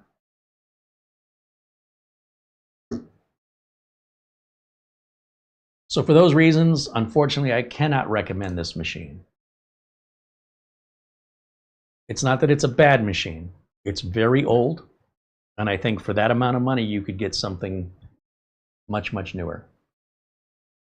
And that device driver issue, having so many device drivers not built into Windows 11 after 4 or 5 years, it's never going to happen. That's just the way it's going to be for the lifetime of that computer. And as long as you're prepared for it, that's fine. But with a newer machine that does have drivers, you know, maybe there's 1 or 2 missing. Or, you know, the last couple, we didn't even need anything. We got everything from Windows Update. And then I still put the chipset driver on anyway, just to get the latest one, when technically, you know, the device manager was happy without needing any drivers from the manufacturer. I think that was the case on the Glorlin. And the Glorlin is another one. I'm just kind of falls short for me. The company just doesn't have, the website's just not up to snuff. And I don't know why it's taking them so long. Like, I could have had this done, if I started writing the website now, I'd have it all done by the end of the day. I don't see what the big deal is. But, you know, maybe my experience in this industry, you know, I started playing with my first computers in 1980, 81. So this is all child's play. This is marbles. But maybe to them, they don't have all that experience and they don't have all that knowledge. And maybe they have to hire that out. And they do their best to explain what they want. The person they're hiring just does what they ask them to do, and it turns out they didn't ask properly, or they weren't communicating effectively what they needed. So unless you do it yourself, or you've got in-house employees doing it, hiring out a contractor to do it usually leads to things taking longer and not being done correctly because of a misunderstanding, or the fact that the business owner just expects the contractor to know what they need. The contractor can't read your mind. You tell the contractor that's what you want, that's what they build. That's it. It's not their fault. They did what you asked them to do.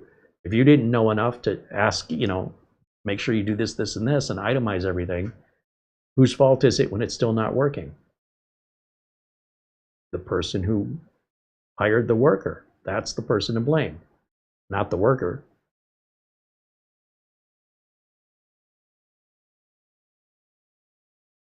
Joseph said the company that he's talking about buying it from says they sell to low-income families and schools in my area.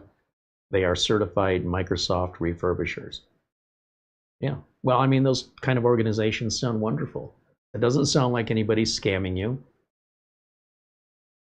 But when you buy a computer that old, I want you to understand you're not going to get any warranty. and you're not going to get a computer that's going to last very long. It's a temporary solution. Think of it like a spare tire. That computer, an i5-9500, came out about 7 years ago, 9 years ago actually. How long do you think a computer should last? Just out of curiosity, what do you think? Never mind the operating system, just the hardware. How long do you think that's viable? I mean, do you see many Pentium computers around these days? How many years has it been since the last Pentium processor? What about the original Core Duo processors or the Core 2 Duos? Do you see any of those around anymore? It's not that they don't work, they're just impractical to try and use them. They're way too slow and too limited. So, and then if you can't put Windows 11 on it, then you better put an operating system that has support, or you're probably going to find yourself a victim of identity theft and viruses that'll just never stop. So in that case, you're just better off using a phone or a tablet. But yeah, if there's an organization near you that does, like you mentioned here, Microsoft certified refurbishers, those are great organizations. What you've described is somebody I would recommend, based on your description, for low-income individuals. Absolutely. Of course, you could always do your own research too. You can go on Google and type in the name of this company and look for reviews, see what people have to say, just so you know what you're getting yourself into. Because if $110 is a lot of money for you, then that means you've got plenty of time. So take your time and do your research, and you know what to expect. Mitch says, it's Africa hot here. Yes, it is. And it's going to get worse.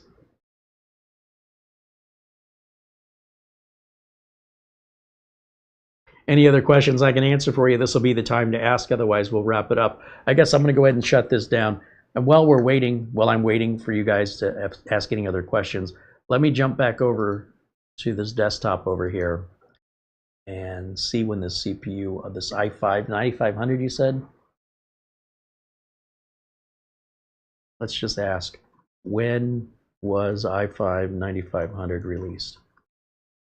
Typed i6, that corrects it. It knows what I meant. 2019. All right, it's not as old as I said 8 or 9. It's 7 years old. And I would give that a maximum life of 12 years. But it probably doesn't have 12 years left in it. Only because Windows 11 support could end between, what would be 12 years? It would be 2031? No. Yeah, 2031. I'd say that computer's probably decent until at most 2029. Assuming you don't have any component failures, which, you know, electronics are pretty solid state these days. They're not pretty solid, they're literally solid state. So you're not likely, you know, if you take care of it, component failures are pretty rare. But as for its usability, I give it about 3 years of life left in it. You know, for $110 for 3 years of computer time, that sounds a pretty good deal to me. And as for the CPU this GMKtec has, just to remind myself, let me look in the device manager. No, system properties. And we've got a i7-1185G7. So when was that released?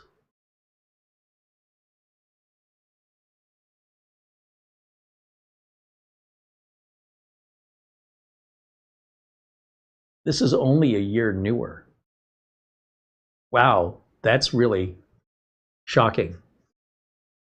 This brand new computer that we bought off Amazon from GMKtec, this chip was introduced 1 year after this computer you're talking about buying refurbished for $110. So yours isn't as bad as I said it was, and this one is worse than I mean, I already said it wasn't recommended because it was old, but that certainly paints a different picture, doesn't it? Because what you're buying is used. This is being sold new. And there's only a difference of 1 year between them.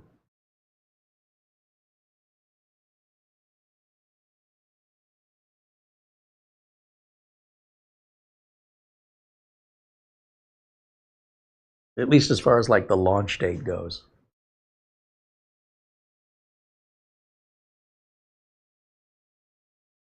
Yeah, launched September of 2020 is what it says here.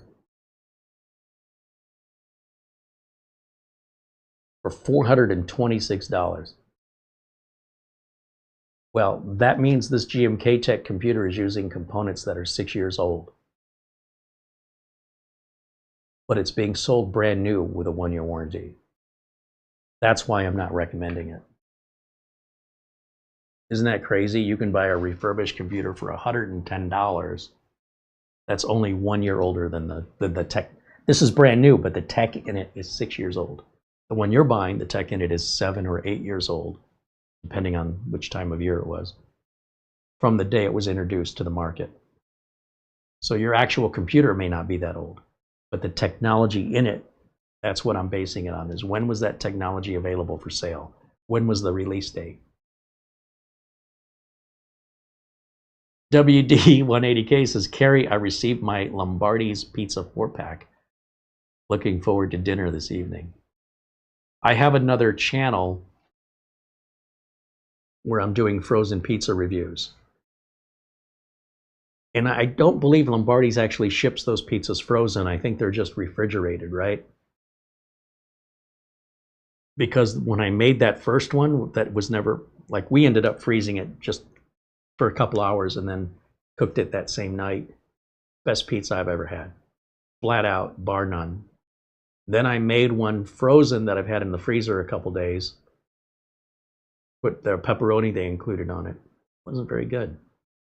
So now I still have 2 more left. And they tell you, oh, you got to use them within 4 days. No, they'll be in the freezer fine. But I always thaw them out, these Lombardi's pizzas. I don't cook them from frozen. I thaw them out, put it in the refrigerator overnight. Then the next day it's ready to go. And so I'm going to try the last 2 I've got just to see if freezing it has affected the flavor of it. But you want to eat it while it's fresh for the best taste. Man, those are good though. I can't wait to hear what you think about it. Especially if you don't like it. Andy says he bought 2 8GB Crucial RAM kits from Amazon resale a couple months ago, so he's swapping RAM around. Frankie B says, are all the GMKtec mini PCs the same way to get the drivers? As far as I know, like if we go back over, let's go back over here. Let's take a look.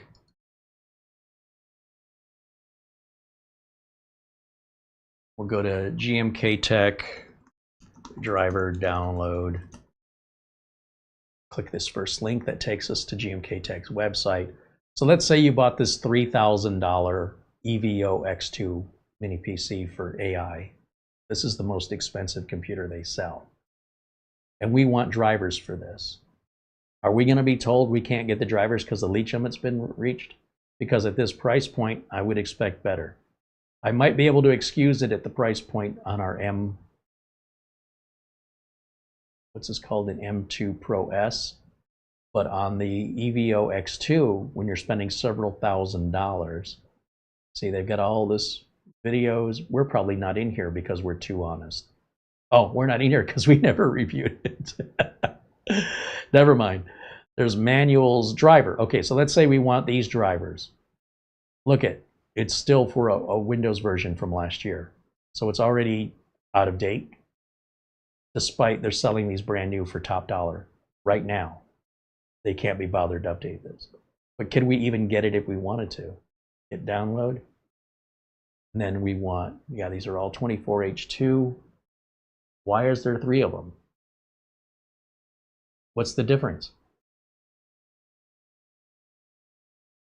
This has something in Chinese, this has something in Chinese, and this doesn't. Otherwise, they're word for word, letter for letter, the same. File size is exactly, they have the same file 3 times. Okay, well, let's click on one and see if we can download it. Download quota exceeded for this file. So not for the whole site. So let's do the next one. Exceeded. See what I'm looking at down? Am I covering it with the camera? No.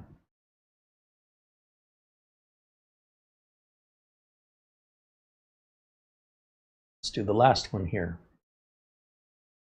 Download. Download quota exceeded. So you'd be just as screwed with a $3,000 computer from this company as you are with this $300 computer from this company. That's something to think about. And it's something GMKtec should resolve. If we look at their competitors that do this, you'll often have two different download links. One for Google Drive and one for Microsoft OneDrive. That way, if one has reached its quota for the day, you just go to the other one. Now, if the other one also reached its quota, well, that's the problem when you don't host your own servers. So there you go. Good question, Frankie. Thank you for asking, because I'm glad we checked that out. It appears to be universal site-wide. Once the limits hit on one side of it for one product or whatever it is, you know, the more products they have, the more likely they're going to reach their bandwidth limitation of the free bandwidth they're getting sooner. So every time they introduce a new computer and they introduce another driver download, all it's doing is putting more burden on that free service.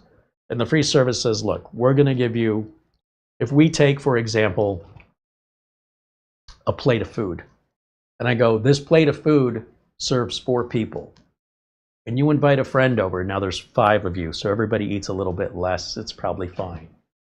But you've got a dozen people over now for a plate of food that serves 4. People are going to go hungry. You say, I'm sorry guys, I've got more food coming tomorrow. And now you just invited 12 more people over, but you still have the same plate of food. Designed to feed 4 people, now you're trying to feed 24 people with it. And then you invite some more people over, but you see what I'm saying? Every time GMKtec introduces a new PC with new downloads, the amount of bandwidth that you're allowed to have every 24 hours for free doesn't change. So you're just going to consume that bandwidth. Your customers are going to consume it faster, meaning other customers are going to be too late and miss it, and you have to wait till the clock resets to try again tomorrow. If the company's that big and they have that many products, why don't they have their own servers? Dell, HP, Lenovo would find this to be undignified, unprofessional. They would never, ever do this. This is only something another culture would do, would think it's acceptable. In the American culture, this is humiliating. This is basically like saying, I run a company, but I'm too cheap to run it right.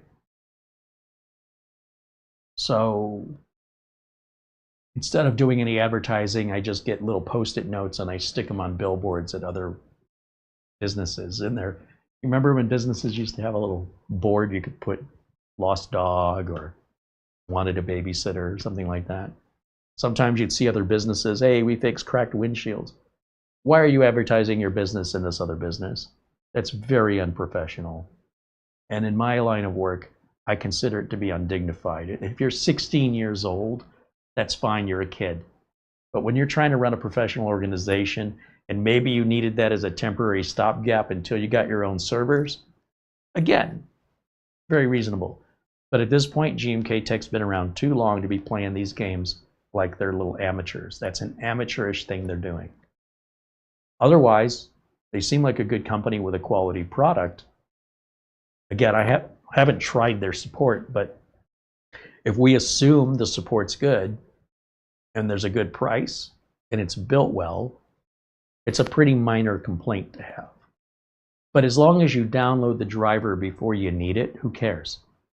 So if I can't get that driver today, but I don't need it today, I'll just put it on my calendar to remind me to do it later in the evening, maybe closer to bedtime, or first thing in the morning when I wake up, and just download it. Once you've got it, save it, you never need it again. And then when you do need it, you can provide it to yourself and not hope that the GMKtec website is going to be available, or that their links aren't broken, or that their quota hasn't been exceeded on their download bandwidth that they're using for free on Google. It's the same, if I hosted a file myself and I said all of you could download it, you all won't be able to download it on Google for free, because the number of members we have, if you downloaded it, we're going to hit that bandwidth limit. We're going to get the same message. Hey, too many members already downloaded this today. Come back tomorrow. But simply by having my own NAS, like a Synology, it's not that expensive to provide their own server, to be their own cloud. And they won't even spend the money, or they don't know to do that. So there's no excuse for it. You can buy a very inexpensive NAS and, you know, use a name brand turnkey NAS that has all the security, open up the cloud service on it and wall off everything else. So there's nothing to steal, there's nothing to infect, and there's no impact on the rest of your network. You isolate it. It's really simple, it's inexpensive, and you have full control and no bandwidth limits. But on the other hand, if their internet service provider says, hey, listen, you've been getting a lot of downloads lately, we're going to charge you for this, they don't want to pay for that. And if they do, they'll have to raise the price of the machines. If they raise the price of the machines, we may not be able to afford them, and then you'll buy from the competitors who are saving the money because they're putting their stuff on Google Drive. And then how can you complain if you're the customer because you wanted the cheap one? How do you think they got it there? But the problem is, when they're selling you a $3,000 computer, that's not so cheap. And so at the very least for those customers, they should have some VIP access, in my opinion. You'd say, okay, well, for the cheap people, they can go to Google Drive, but for the big spenders, we got space on server for you. I wouldn't have a problem with that.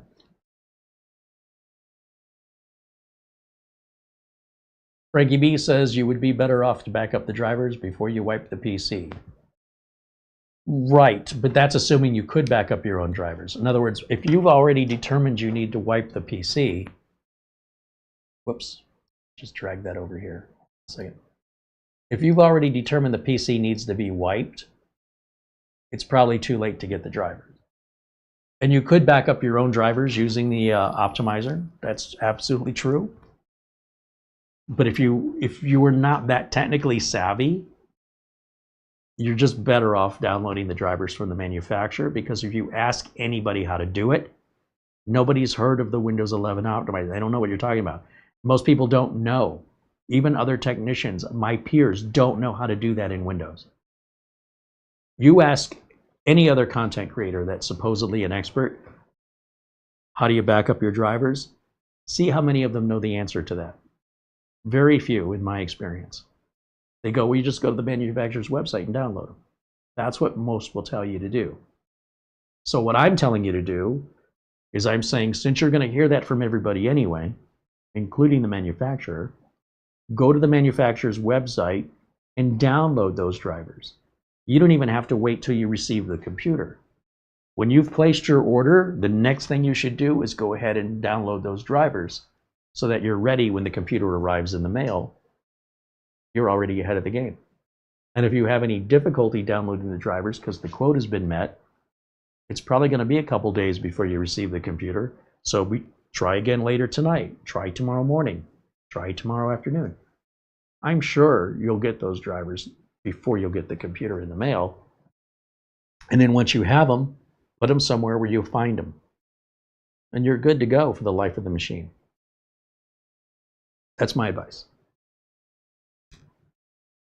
But if you're part of our community and you know you can use Uncle Carey's Windows 11 optimizer, obviously that makes up a little teeny tiny fraction of the pop, super teeny tiny number of folks we have that watch our videos compared to the number of people that would benefit from watching our videos. It's, you know, millions versus hundreds or maybe thousands. Millions of people could use this info, but will never see it and know it until they need to, and it's too late. But for the few of you that watch my videos, the hundreds or maybe the thousands of views, you're ahead of that because you have knowledge they don't have.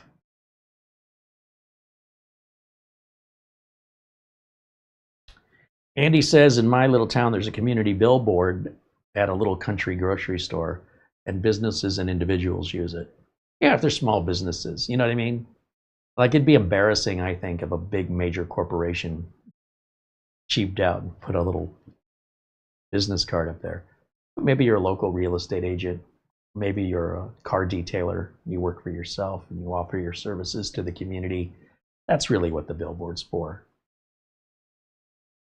You shouldn't see advertisements for GMKtec. Somebody's putting a board on the community board. It doesn't belong there, at least in my opinion.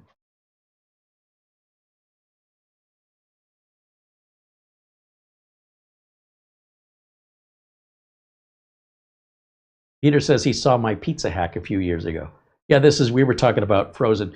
You can order pizzas from a website, not just pizza. You can order any famous foods in the United States, these famous restaurants. You can order them from a site called goldbelly.com and have them delivered to your door, in many cases overnight. And even some places in Canada too. So these would normally be like, hey, well, you're in New York, you should try this pizza place. Okay, but what if you're not going to New York? What if you want to try the pizza place? You just have to wait till you go to New York. Or there's a site called Goldbelly, and you can have that pizza delivered frozen to your front door, and then you could cook it at home. And it's exactly the same. It's not a knockoff. It is the same pizza. And there's a price, to pay for overnight shipping, but at the other hand, it's a lot more expensive for a plane ticket to fly to New York. So by comparison, it's a bargain. We have a famous pizza place out here in Phoenix called Bianco Pizzeria from Chris Bianco. And it was called the best pizza place in the United States. There's always a line to get in, very limited hours, no indoor, no to-go seating. Everything is dine there. So there's some outdoor seats and a couple of seats in a small place. You got to park your car downtown. You got to pay for parking. Or you could go on Goldbelly, order a couple of pizzas from Phoenix to myself in Phoenix by clicking my mouse, and I don't have to go anywhere, pay for any parking or wait in any lines. They just show up in a couple of days at my front door frozen. I put them in the oven, and they're exactly the same, but I don't have to worry about where am I going to eat it, can I take it to go, park my car. And then when you add up how much 4 pizzas would cost you with drinks and everything, plus a tip, you're actually saving money ordering it from Goldbelly versus just getting in the car and going over there. So even though it's not that far, you think about the logistics of getting a pizza out of New York and having it fly clear across the length of the United States to the opposite side overnight. That's pretty damn cool.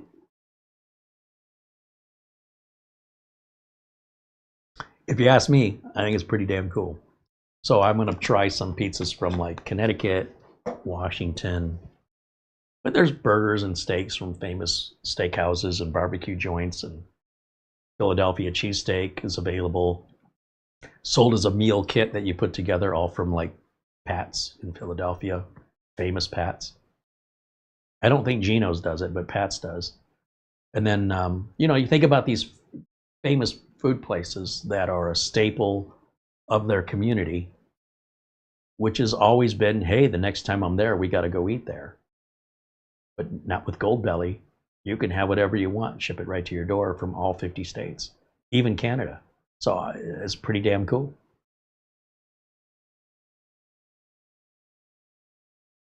So my other channel, I'm just reviewing frozen pizzas. And I think most frozen pizzas score about a 5. Your Red Barons, your Tonys, your Bruschettas, DiGiorno's, Walmart special, a 5 out of 10. $5 pizza scores about a 5. I got some pizzas from the local Kroger grocery store. They're $1.25 each. 3-minute microwave pizza, $1.25. You can buy 4 of those for $5. You're not buying because it's delicious. You're buying because you only have $5 and you need to eat. You understand? Which, if it serves that purpose, it's a value. I can't go to Arby's and buy a medium Coke for under $2, but I can get a whole personal pizza for $1.25, and they go, are you kidding me? So I'll be choking one of those down later to review it. Pizza rolls are another one. These pizza rolls, they're a guilty pleasure. They're terrible. Sometimes I just get a craving for them, and they're terrible. But I think, how hard is it to make a pizza roll? You could buy some wonton wraps.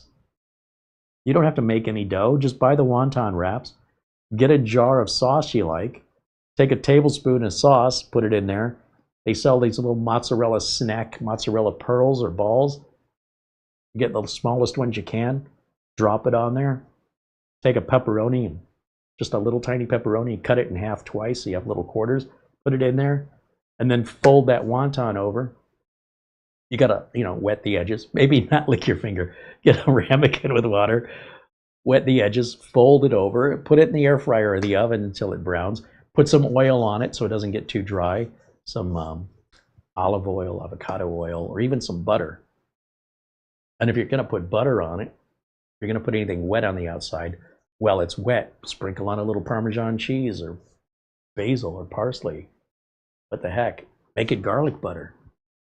Then put it in the oven, and then tell me how that compares to those frozen pizza rolls you're buying. It really isn't any more expensive, and it doesn't really take that long. You're not making anything, you're just assembling it and putting it in the oven. It's not a big deal. So I've got this all in my head, but I've got to actually put it to practice and see if it's as easy as I think it is. Because they also sell the egg roll size wonton wraps. So if you want, you can even make a pretty good sized calzone, like a giant pizza roll, but you'll be using so much better ingredients, better sauce, better cheese, better ingredients, better pizza, not Papa John's. Some people, I think, they don't care. They just go, whatever's cheap, man. Just take it out of the box, throw it in the oven, who cares? That's great when you're drunk. That's great on a Friday or Saturday night. You've been partying all night with your friends and it's 2 o'clock in the morning. Look at the drive-thru at Taco Bell or White Castle at 2 o'clock in the morning on Friday or Saturday. It wraps around the building. They know their audience. These aren't picky eaters. When Taco Bell used to have that little chihuahua, I never understood that.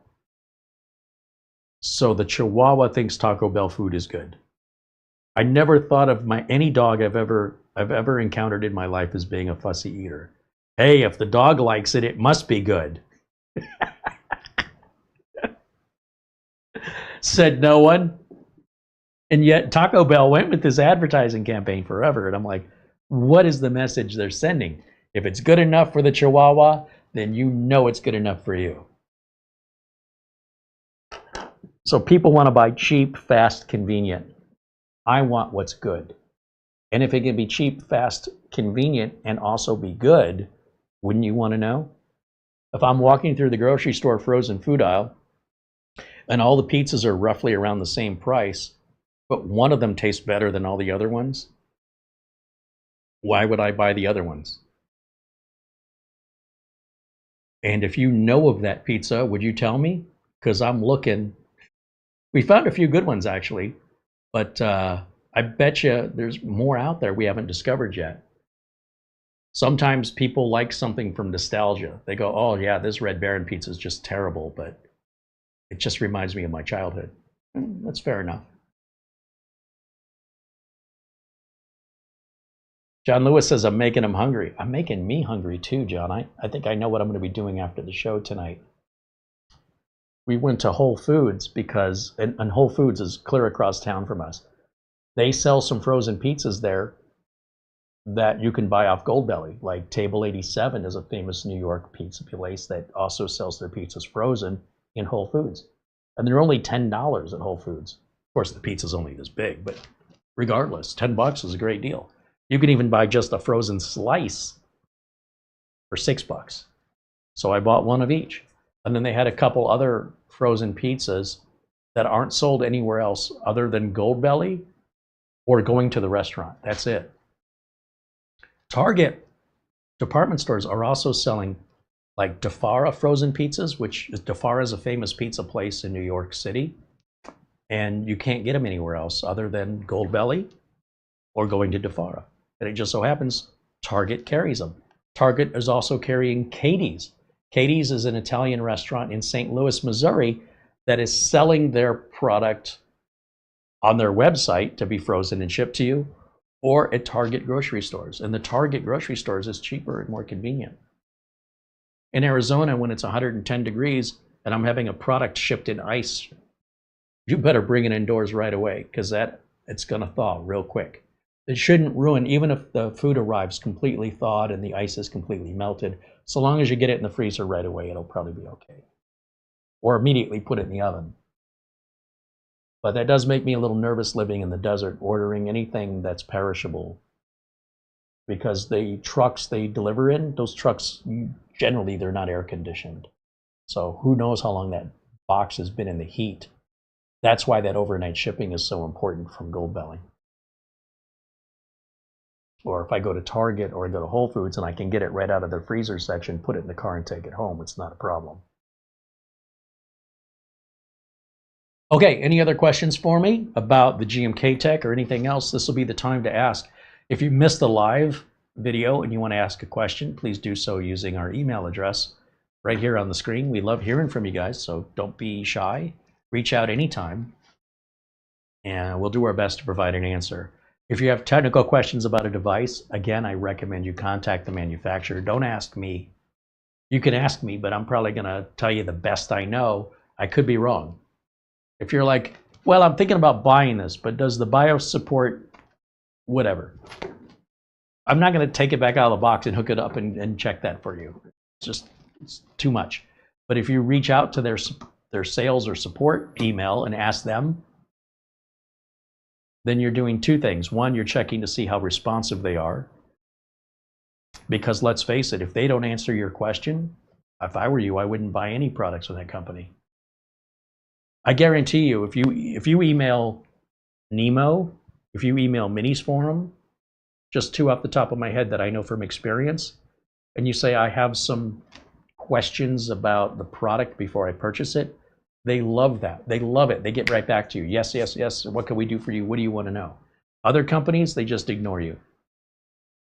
And I don't know which way GMKtec is. But if they're going to ignore you, if it were me, it wouldn't matter what the content creator says. Because if you buy it, if you say, well, GMKtec's not getting back to me, so I thought I'd ask you, Carey, and I provide you the answer, and that matches what you need, so you order it, and then you have a problem, and you email support and you get no response, you're going to have some buyer's remorse, I'll bet. So you can avoid that whole scenario from ever occurring by simply measuring the water by reaching out to them before you purchase and seeing if they get back to you and how long it takes. How good is their answer? Did they answer it? Based on that, you should then determine if you want to give them your business or look at another manufacturer. That's what I would do if I were you. I don't see anything else here. Andy says, thank you, Carey and Mara, for another Mini Palooza live stream. You got it, Andy. Thanks for hanging out with us. And we've got more Mini PC reviews. Friday, we've got Mini PC reviews. Sunday, we've got one. And next Friday after this one, we've got one. And that's about it for right now. And then we'll start doing more of the follow-ups. I still have part 2s to do on several minis. Once the part 2s are done, then I'll start listing them to sell them, because we'll use those funds to buy more minis. Right now, there isn't really any I'm aware of to buy.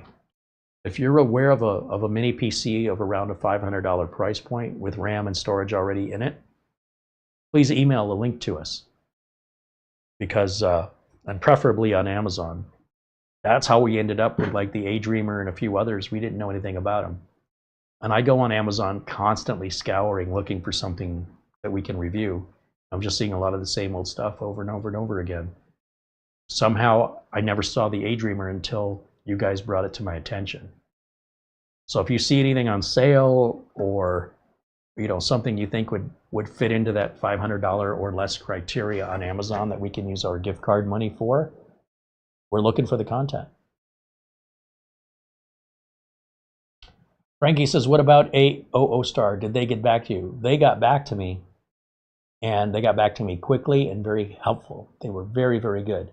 So we had one of the AOOstars was a bare bones, where we had to put our own storage in it. Actually, I think the RAM was soldered in, but we just had to put storage. And when we installed Windows 11, it said there's no product key. The other AOO store we put storage in and installed, the product key was already in and activated. In this case, it didn't auto-activate, and there was no key. So I emailed AOO Star, and within hours, I got a response. And they said, yeah, that's normal. We tell our customers, if you need a product key for any of our products, just email us and we'll provide it. Now, in most cases, they'll ask for a copy of your receipt, but since they saw my video, they didn't need the receipt. They knew I was honest and I wasn't just trying to scam them out of a free product key. And yeah, within hours, they sent me the product key. I copied and pasted it. It activated instantly. Piece of cake. AOO Star support is fantastic. I didn't think it would be, but I was wrong. They're really, really good. And they have some of the best values in mini PCs on Amazon right now. So if I had a choice between GMKtec and AOO Star, I would pick AOO Star.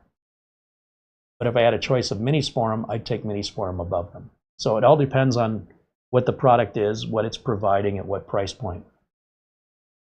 But I put Minisporum at the top. Andy said when he reached out to Nemo for support, they got back to him even after their regular hours. Nemo is fantastic, fantastic support. And they're another one. They're like, hey, did your product come with Windows 11 Home and you wanted Pro? All you got to do is ask us. We'll give you the key. And they don't ghost you, they don't ignore you, and they don't come up with excuses, and they don't make you wait days for an answer. So I would put Nemo up there with AOO Star. Minisporum is also very good. GMKtec I've not tried, I don't know.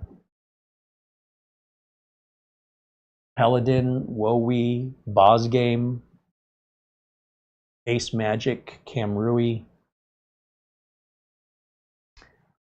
When I look on the forums, Ace Magic, Napogi, Camrui, they're all the same company. And they have a website called Mini PC Union for their support. And they have some of the dumbest customer. And I think what it is it's attracting these people that want to spend the least amount of money possible, don't understand what they're buying. So I was recently, you know, I'll look on there, and if there's questions I can answer. I mean, I really shouldn't be doing any support for Ace Magic or Camrui for free, but I enjoy helping people. And somebody said, you know, I'm looking for a feature in the BIOS. How come it's not there? When can I expect it? Now, I can't speak on behalf of Ace Magic or Camrui officially, but how thick are you? You bought the cheapest laptop on the market, and you're asking if it has a BIOS feature that is typical in a more expensive laptop. And this will give you an idea of the kind of mentality these shoppers have, the kind of buyer that they're attracting. I said, for example, name another laptop that has the BIOS feature you want, that's equivalent in all of the specifications, but sells for the same price or less. So they listed 8 different laptops. And I said, yes, those 8 laptops do have the BIOS feature you want, but how much are they? You did not list their prices.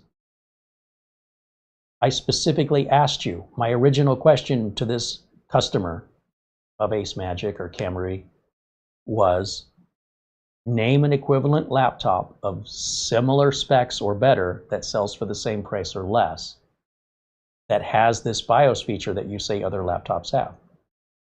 Rolls-Royces have umbrellas in the doors of the car. If it's raining, the umbrella is built right into the door. Why doesn't my Hyundai have that? Probably because there's a price difference between those 2 cars. And this person can't get it through their head. You're not going to get those BIOS features on the cheapest thing you could buy. Why would you think that? If that was important to you, you should have figured that out before you made the purchase, or figured it out within a 30-day return period. Beggars can't be choosers. You can't buy the cheapest thing. You can't go to McDonald's and say, oh, the steakhouse tastes better. The steakhouse costs more money. Of course it tastes better. Pick a lane. But because Ace Magic and Camrui appeal to that type of client base, you'll see the forum just filled with just complete disillusionment. They think everything's the same and all that's different is the price. And you try and tell them and they don't listen. You're like, what part of you bought it for cheap so you didn't get all those features are you not understanding? And they just won't accept it. And that's my thank you I get for trying to help. Just try to be reasonable. You bought something as cheap as you could buy it. And now you're asking for a feature that you're accustomed to on more expensive laptops as though it's expected. You're the only one expecting that, man. But if you're going to go into that business and you're going to appeal to that audience, if that's who your customer base is you're going after, that's where your support calls go through the roof. And that's why pretty much support calls get ignored because they're so flooded with nonsense, they just shut it down. You just ignore them. Or in Ace Magic's case, you just create a website and let the public help each other. It's like one of those restaurants where you have to cook your own food.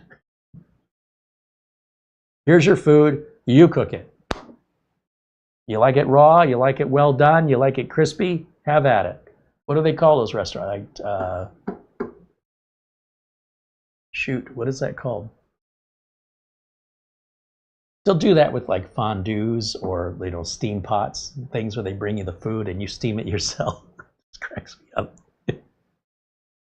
I could have done that at home.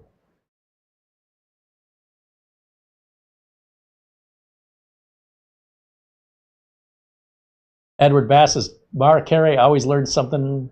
Now I'm going to go get a pizza. Nice. Enjoy your pizza. Thanks for hanging out with us today, Edward.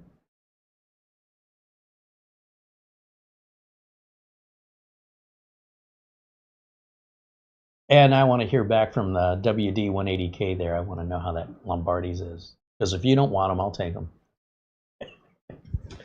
Thank you so much for hanging out with me today. It's a pretty good show that everything worked out much better today once we had our drivers. And it just shows you that we don't have to have the drivers. We can get them ourselves if we have to. But it's so much faster, so much more efficient. If we can just download the drivers from the manufacturer's website, we can support ourselves, get ourselves back up and running. We don't have to ask anybody for any help if the tools are available for us to grab to self-service. I like that option. And if you're wondering, how important is it? Well, for somebody like me that's working on all these different computers from clients, I never know what's coming in from day to day, what the next service call is going to be. I like to be able to get the client serviced as quickly as possible so I get paid sooner, I can help the next person sooner, and the customer gets their stuff back sooner so they get back to work. Everybody's happy.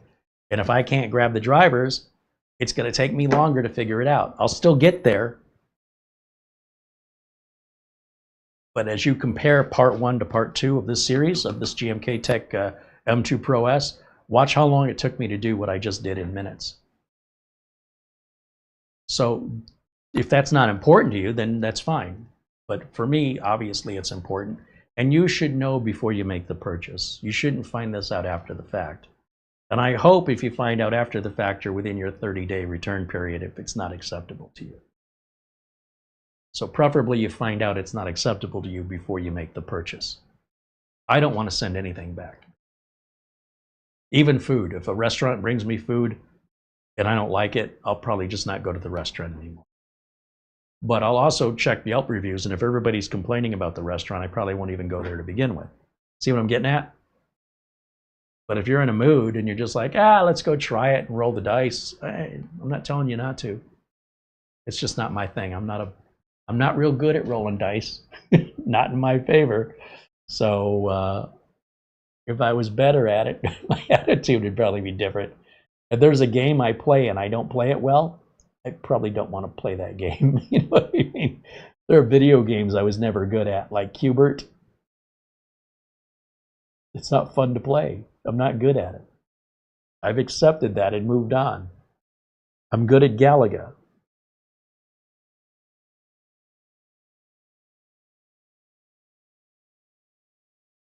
Andy says, the video freezing, it does look like we're having some connection problems, which I'd say is a good sign for us to wrap it up. I'm seeing the connection kind of wavering right now. We've had a good solid connection right up until now. So we'll take that as a hint. So no, it's not just you.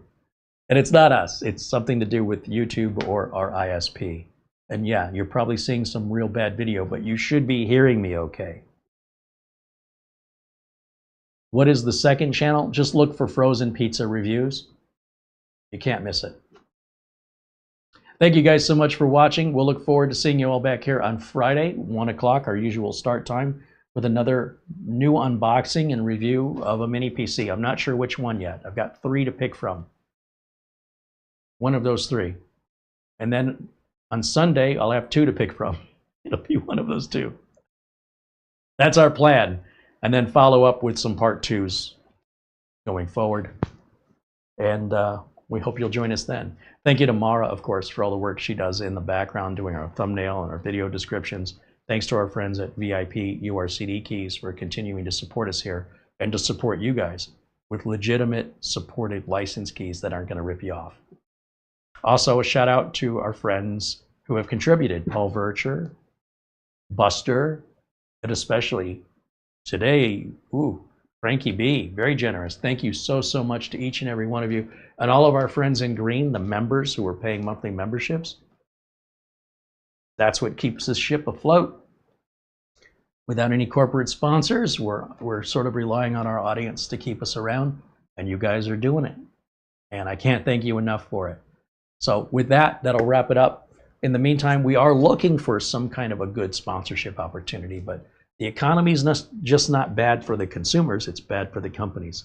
So a lot of sponsorship money, it just isn't there right now, assuming we'd even take it to begin with. If it's tight for the consumers, that means they're not selling much, and that means they don't have as much budget for sponsorships. So it's tough for everyone, but when we support each other and we got each other's backs, we're not going anywhere. So thank you guys so much for hanging out. And everybody else, the folks who aren't in green, we appreciate having you here, joining our community, hanging out with us, talking to us. It's a pleasure to have you here, and we hope you'll return as well.